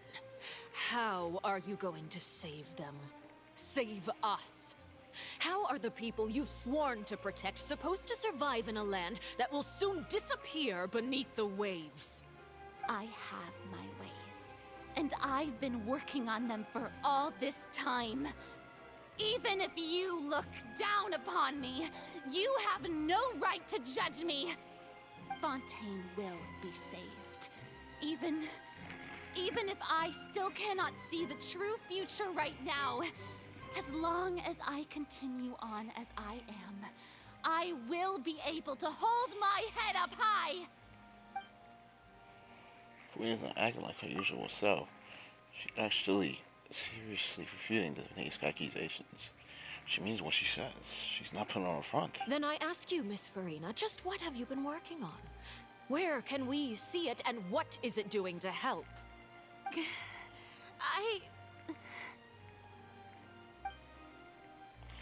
So it was all a lie. Or she really isn't. Or she can't really not. Machinations are just like the prophecy itself. They will only reveal themselves at the fated time. It is just that beings like yourselves are unable to perceive them as of yet. I see. As a god, the proof of your labor always lies beyond prying mortal eyes. Allow me to be so bold as to ask another way. Would it be possible for you to tell us the parts of your plan that are not confidential? Such as your emergency response plan for the impending disaster? An Oh, that look in your eyes. Have you not even prepared one of those? The emergency response plan is also strictly confidential. Then allow me to jog your memory. Miss Farina, what is the purpose of your Oratrice Mécanique d'Analyse Cardinal? And what do you plan to do with the massive amounts of indemnitium that has accumulated over the years? The Oratrice? It's just like it appears to be. So you also have no idea. If I'm not mistaken, someone's using it to prepare for something. But unfortunately, it would seem that someone is not you, Miss Farina. I first caught wind of this when Linny tried to investigate the Oratrice in the Opera House. You see, even just getting close to the core contaminated him with an extremely large amount of indemnitium. But even if that had nothing to do with you, then what could you possibly be working on, oh great Hydro Archon? Oh, right. I almost forgot. Udex Neuvillette is not at the tea party with us today. Miss Farina, I suppose you must have ordered him away to take care of some troublesome business. Yes, that's exactly right. Please keep it a secret for me. Of course I will. Although, I must say, Miss Farina, you seem quite insecure without the Udex by your side.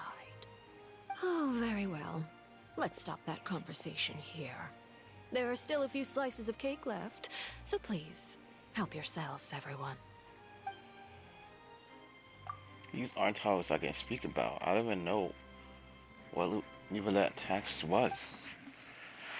If I had to guess, he probably went down to deal with the surging primordial sea, but can he really deal with it all by himself?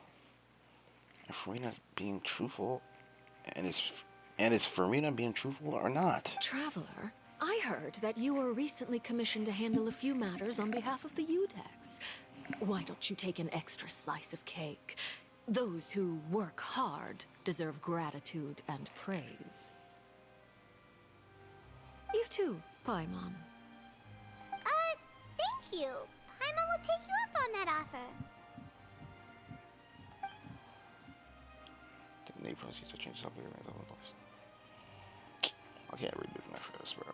Oh, Paimon's super full. That cake was great.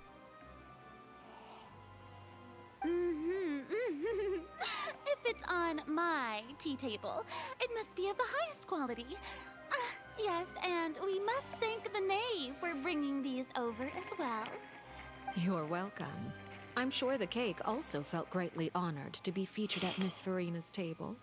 And I was merely catering to Miss Farina's tastes, seeking a chance to chat over tea. It is getting late. Why don't we call it a day? There are still a few matters that I need to take care of, so I must take my leave now. Very well. We'll end it here. Mind seeing me off, Traveler? We could use the opportunity to discuss Child before I must be on my way. Of course. Paimon's coming too!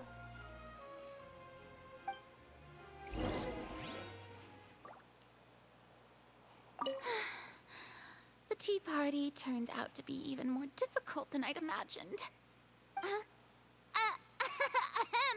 Why are you looking at me like that? Is something the matter? If there's nothing urgent, then I shall be retiring for now.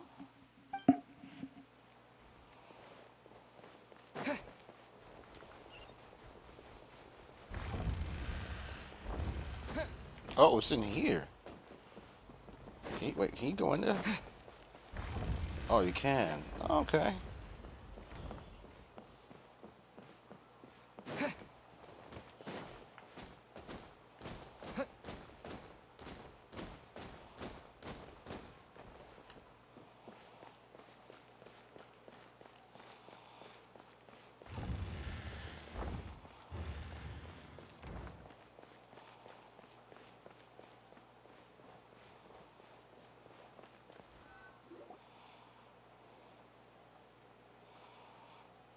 I'm glad that you were willing to come with me.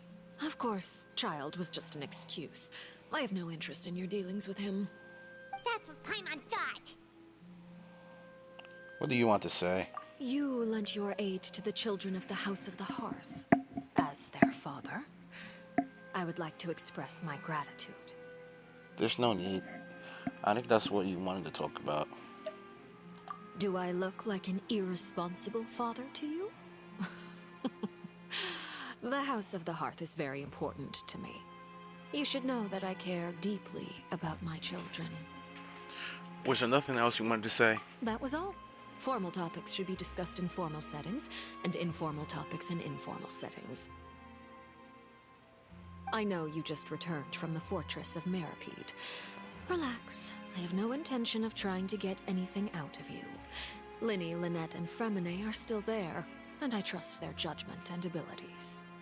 They've all been working very hard and have always done all they can to fight back against anyone who tried to stop them, especially Linny. You mean Wriothesley. He's a tricky one to deal with. It's unfortunate that Linny's so eager to prove himself that he can't learn to rely on others, including me. By the way, and you can just consider this a bit of idle gossip, but what's your impression of Furina? You are outside of our disputes, and the freest person in all of Fontaine, able to move around most easily. Allow me to share my perspective with you. And that's everything that happened during the trial. Master Child was declared guilty and immediately transported to the Fortress of Meripede. Didn't he say he was coming here on vacation? Does he not feel an ounce of shame for all the trouble he has caused?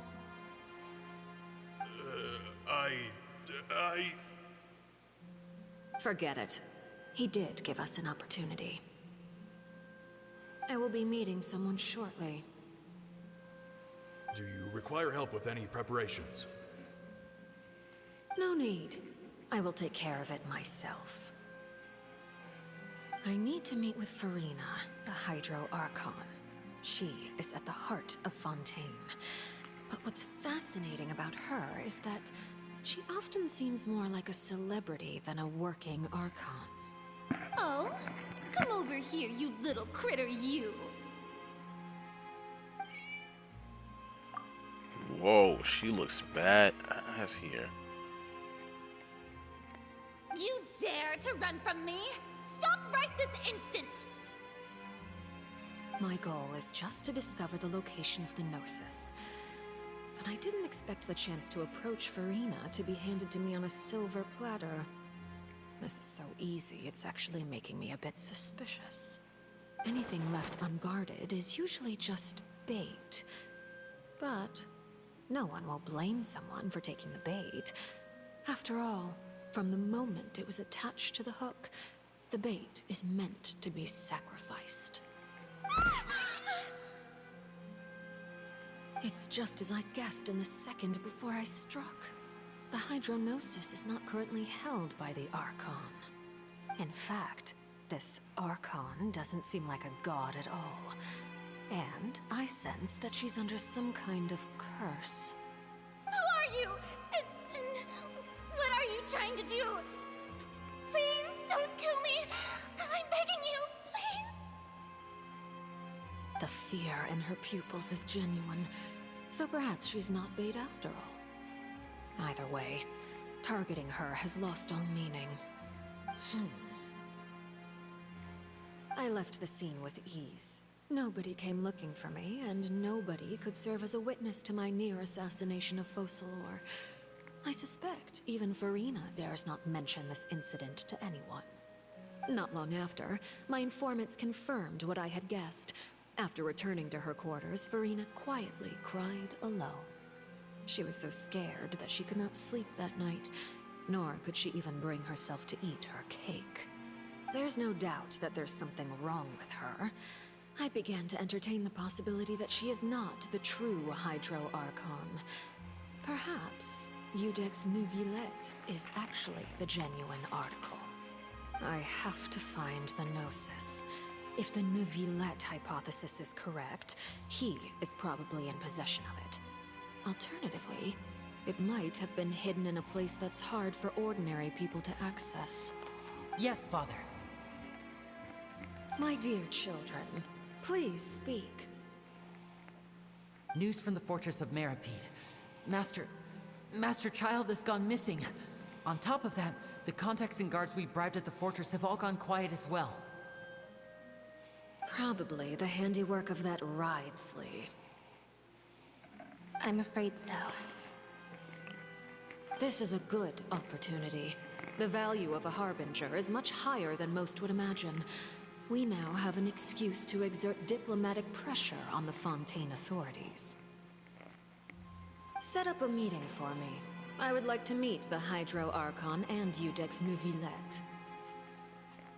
Oh, and I have an additional mission for you three. Yes, Father. Tartaglia's disappearance was not a part of my plan, but I can use it to make a breakthrough. With this as my excuse, I can ask for an official audience and continue my investigation of Farina and Iudex Neuvillette. The initiative belongs to the House of the Hearth. My wish to investigate the fortress of Meripede will be a front. Lenny and his group will be responsible for the actual intelligence gathering.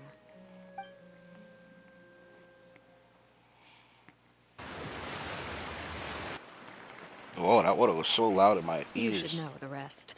Lenny's group is quite close to you, so they wouldn't have hidden anything from you. You attacked the Hydro Archon? It wouldn't mean anything, even if you shouted it from the rooftops. After all, even Farina herself is still pretending that nothing of that sort ever happened. Alright then. I've now had 2 chances to enjoy tea with Farina. I have to say, the leadership of Fontaine is even more inscrutable than I had imagined. I once surmised that Iudex Neuvillette must be the Hydro Archon, but now, that doesn't seem right to me either. How do you come to that conclusion? I am a servant of Her Majesty the Tsaritsa. Over my years of service, I've learned how a real Archon conducts and carries themselves. Whether Iudex Neuvillette or Farina, neither fits the bill. It's hard to imagine either of them as the Archon. Of course, that is all just how I feel. Gut feelings often do not require justification. It is, however, quite amusing to me that after all my years working in intelligence gathering, I've come to realize I am at a complete loss regarding the identity of the god of the land of my birth. Don't you think Fontaine is quite intriguing? A catastrophe looms, yet many secrets have yet to rise to the surface. It looks like Fontainians will have no choice but to save themselves. Ultimately, though, one must survive in order to do anything else. Should the need arise, I would be happy to cooperate with you. You don't need to commit to anything right now, of course. I have a feeling that the situation will continue to evolve, and as your name is often connected with noble deeds, I'm sure we will work together someday. Neuvillette? He certainly returned quickly. You must want to catch up with each other, so I'll leave you to him.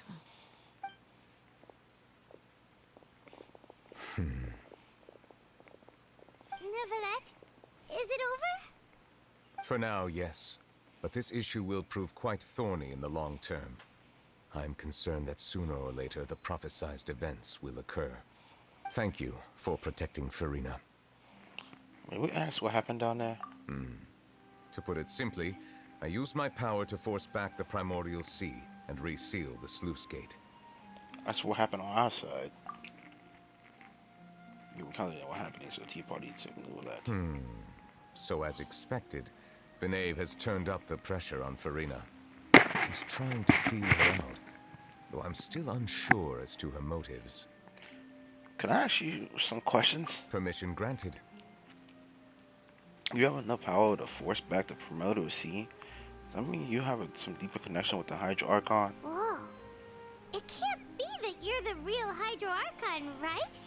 But that's just a speculation on our part, though. On your part.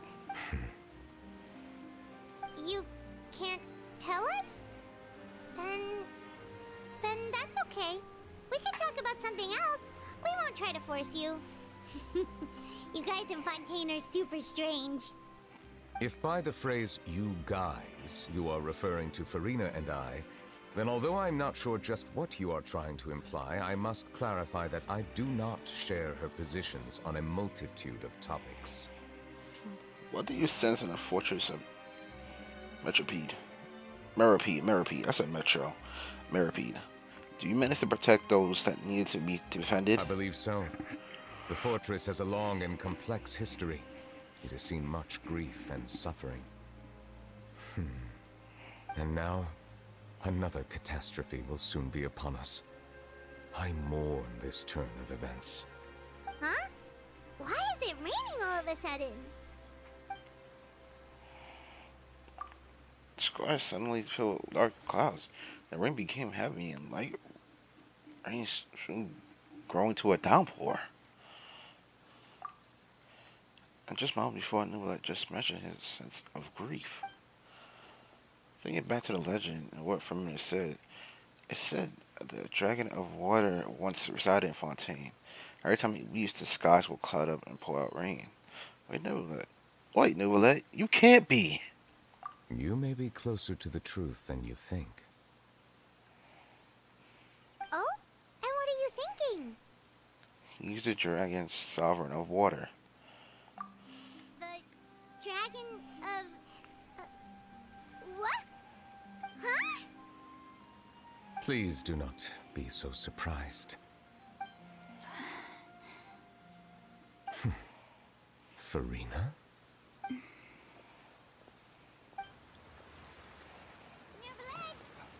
Neuvillette, are you listening? Ah, my apologies. We were just guessing randomly. We didn't guess right, did we? You're not actually the dragon sovereign of water, right? Well, if you don't want to confirm or deny... You guessed correctly. I sincerely hope you'll be able to keep this a secret for me. Right, of course. We'll definitely help you keep it a secret. I don't know. Paimon's got a big mouth, man. To ask you, though. A huge mouth. Please, go ahead. Well, if you are the dragon sovereign of water, and you were able to force back the primordial sea from the fortress, then since Fontaine's prophecy is all about seawater, couldn't you just use your power to solve the crisis? None of the currently living dragon sovereigns in the world, myself included, possess our full dragonhood. They say that when the first usurper arrived on Tivat, they seized a part of the dragon's power. Today, that stolen power is the basis of the Archon's authorities. There are 7 elemental Archons and 7 matching dragon sovereigns. The dragon sovereign of water who lived through that era perished a long time ago. As their successor, I know far less of that part of our ancient history. In any case, I believe I will not be able to do much unless the Archon disappears and returns their elemental authority to me. Given the status quo, however, I would recommend finding another way to deal with the prophecy. Oh, so even you can't solve it. I still have some urgent matters to attend to at my office. If you have any more questions regarding ancient history, you are welcome to discuss them with me at a later time. Please go right ahead. There's a place that Paimon wants to go too. Traveler, why don't we pay another visit to the Fortress of Meripede? Paimon is a little worried. Sure. See you later, Neuvillette. We'll see you another time. Take care.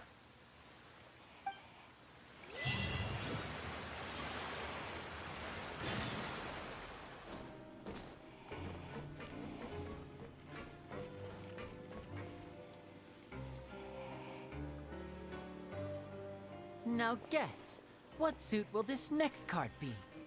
A bare-teeth cat?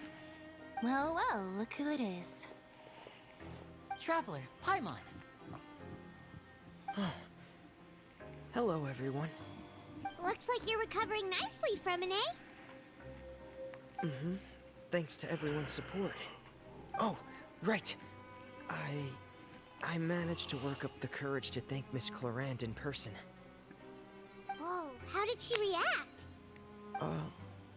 She told me that it was nothing. It was as if saving a life wasn't a big deal to her at all. She also told me not to worry about it. She didn't want to stress you out, that's all. She's right, and it's best not to dwell on it. Yeah. Okay, but check this out. We went back to the opera house and we met the knave. You met Father? Did she say anything to you? She said a few things that were, a bit hard to understand. And also that she's looking forward to working with us in the future. It was a little surprising. Her attitude towards you is even better than what we'd imagined. That's fantastic. You should believe her. She has her own way of doing things, and she'll do everything in her power to help those she considers close, which now might also include you. Mm-hmm. Father is very capable, and also trustworthy. Oh, Paimon just remembered that she thought Lenny was a bit too proud as well. She said that you should learn how to rely on others sometimes. Got it. Huh. That does sound like something that Father would say. Hey! Are you going to stay here for the next few days? Looks like it, yeah. Excellent. I will host a tea party. For real? Then Paimon wants another serving of cake. Another implies that you were already served some delicious cake while you were up there. How lovely. Well, next time, you're going to have tea and snacks with us.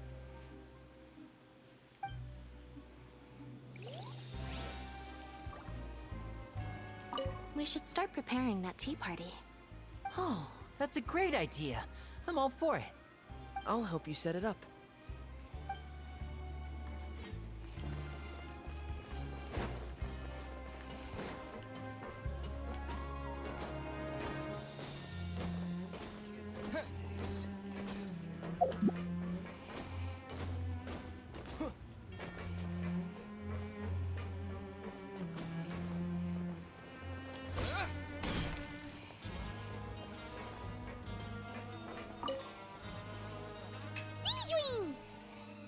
Traveler, Paimon, you're back! Are you still doing alright? Did either of you get hurt? Don't worry, we're both doing great. We're fine, but what about you guys? It was such a huge mess. How bad was it? A few people sustained superficial injuries, but that's about the extent of the damage. I love this music in this place. So good. It was all thanks to him that we managed to suppress the crisis for the time being. Oh, of course, we must also thank you for the help you provided. How did Nervalet know that he was needed here? Well, Miss sure Nervalet has strong resonance with the hydro element. When the water level rises, he can feel the waves produced. I ran into the bombshell bros while bandaging the injuries of the wounded. They were mumbling the whole time about how you just ran down without a word. I'm so relieved to see that you're both alright. If you're not too pressed for time, please stay with us a few more days. Just let me know if you get a craving for any particular dish, so I can have Mr. Walsey get your meals prepared. Oh, and please feel free to visit the infirmary for a break at any time. I'd like to take the opportunity to spend some more time observing your facial muscles as well. Your happy smiles are quite contagious, you know. They're so memorable, and I've missed them immensely while you were gone. Aw, she's so cute. But she's a murdering lady. He's so evil. Look at those eyes. Look at those. Oh my gosh, sorry guys. Look at those cold-blooded eyes. I'm joking. Or am I?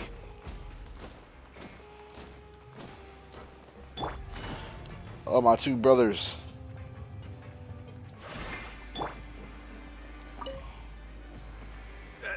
You guys are back?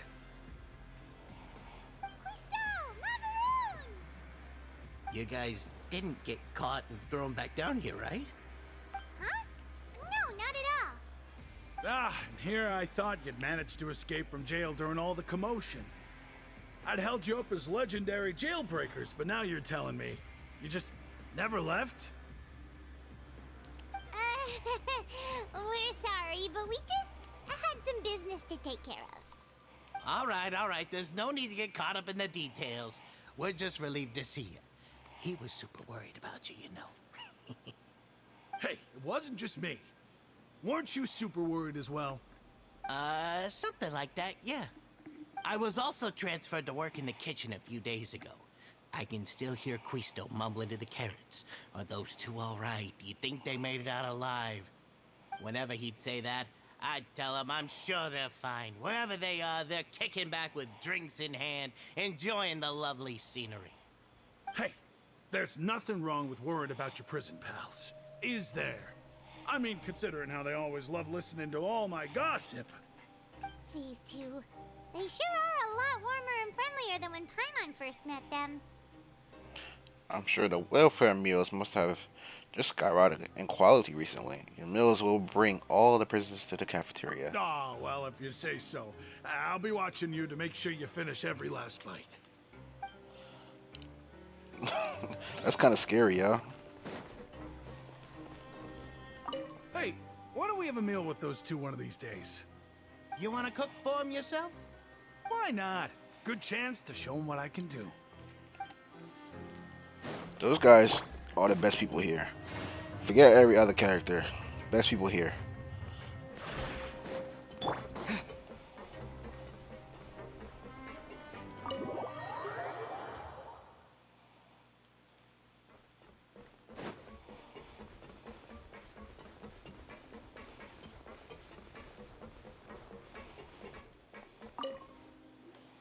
Courier, Miss Sijween told me you still haven't eaten. Yeah, I was working on something, so I forgot. That's no excuse for... Huh? It's you two. Courier, Lurvine, we're back! Hello there. It's been quite the mess here recently. How have you been? We're fine, thanks. And you? Are you still taking the secret passageway from the infirmary to work on the ship? Yep. That is still top secret, though. So don't say a word to anyone. It can be a bit annoying when there are lots of people in the infirmary, but I still prefer taking that route over the one from the Duke's office. I mean, the infirmary does make it easier for you to slack off. Oh yeah? Then why are you also here so much? You two really are just using your jobs as a cover for your relationship, aren't you? Not at all! Yep, the anime trope. The tsunderays. Courier, the rumors about us are literally everywhere now. Please do something about it. But it's not like I caused them by myself. All right. I'll try to do something about it when I can find the time.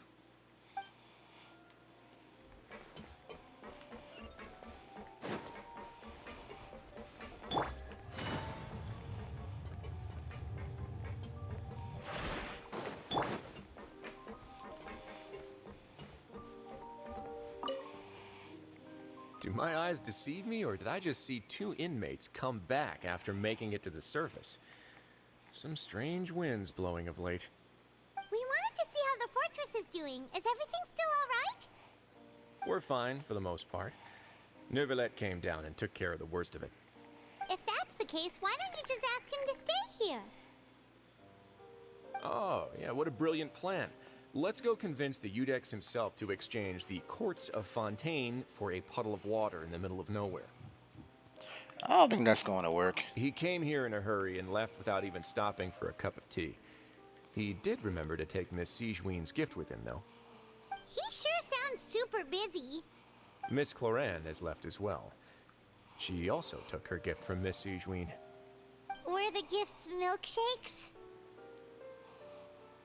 Neuvillette got the milkshake. Clorand received lipstick instead. Those aren't even remotely alike. Well, it's Neuvillette's own fault for making Sijween worried about his health by working so much. But besides that, our head nurse is still pretty fond of picking out beauty products for the ladies. Oh, and I have some gifts here for you as well. Are these from Sijun too? Nope, they're from yours truly. You've already wrapped up your work at the fortress, so you can return to the surface at any time. You haven't yet served your full prison term, however, so you may continue to use your cell until your term is up. For real? Then we could stay here for a really long time? Is food still covered? You may access the cafeteria for free. Hooray! Just remember to come complete your paperwork once it's time for your release. Yo, Resley, bro. I might just pull for you, bro. I'm not gonna lie. I might just pull for you, dog.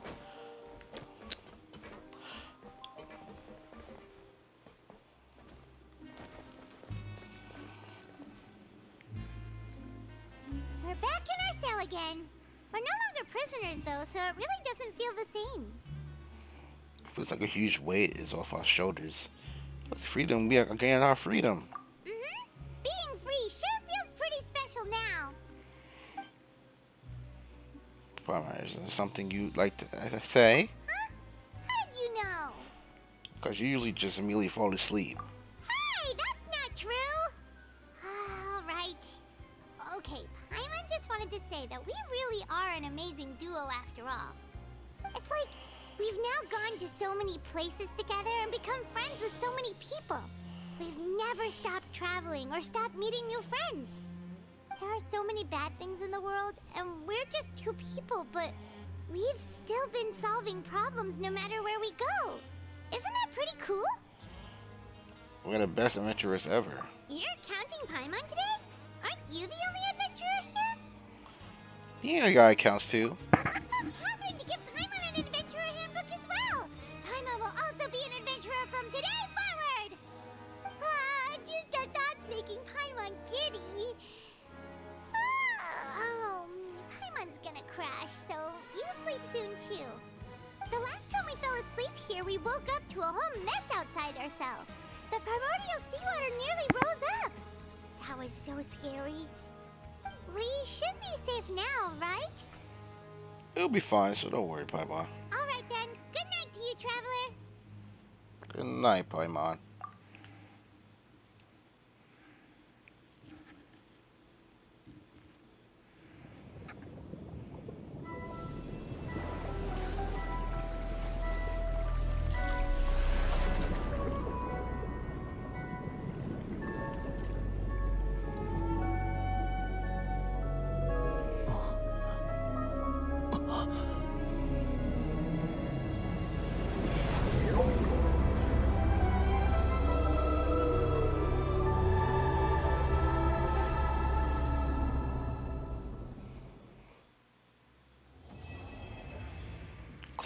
Cataclysm's quickening.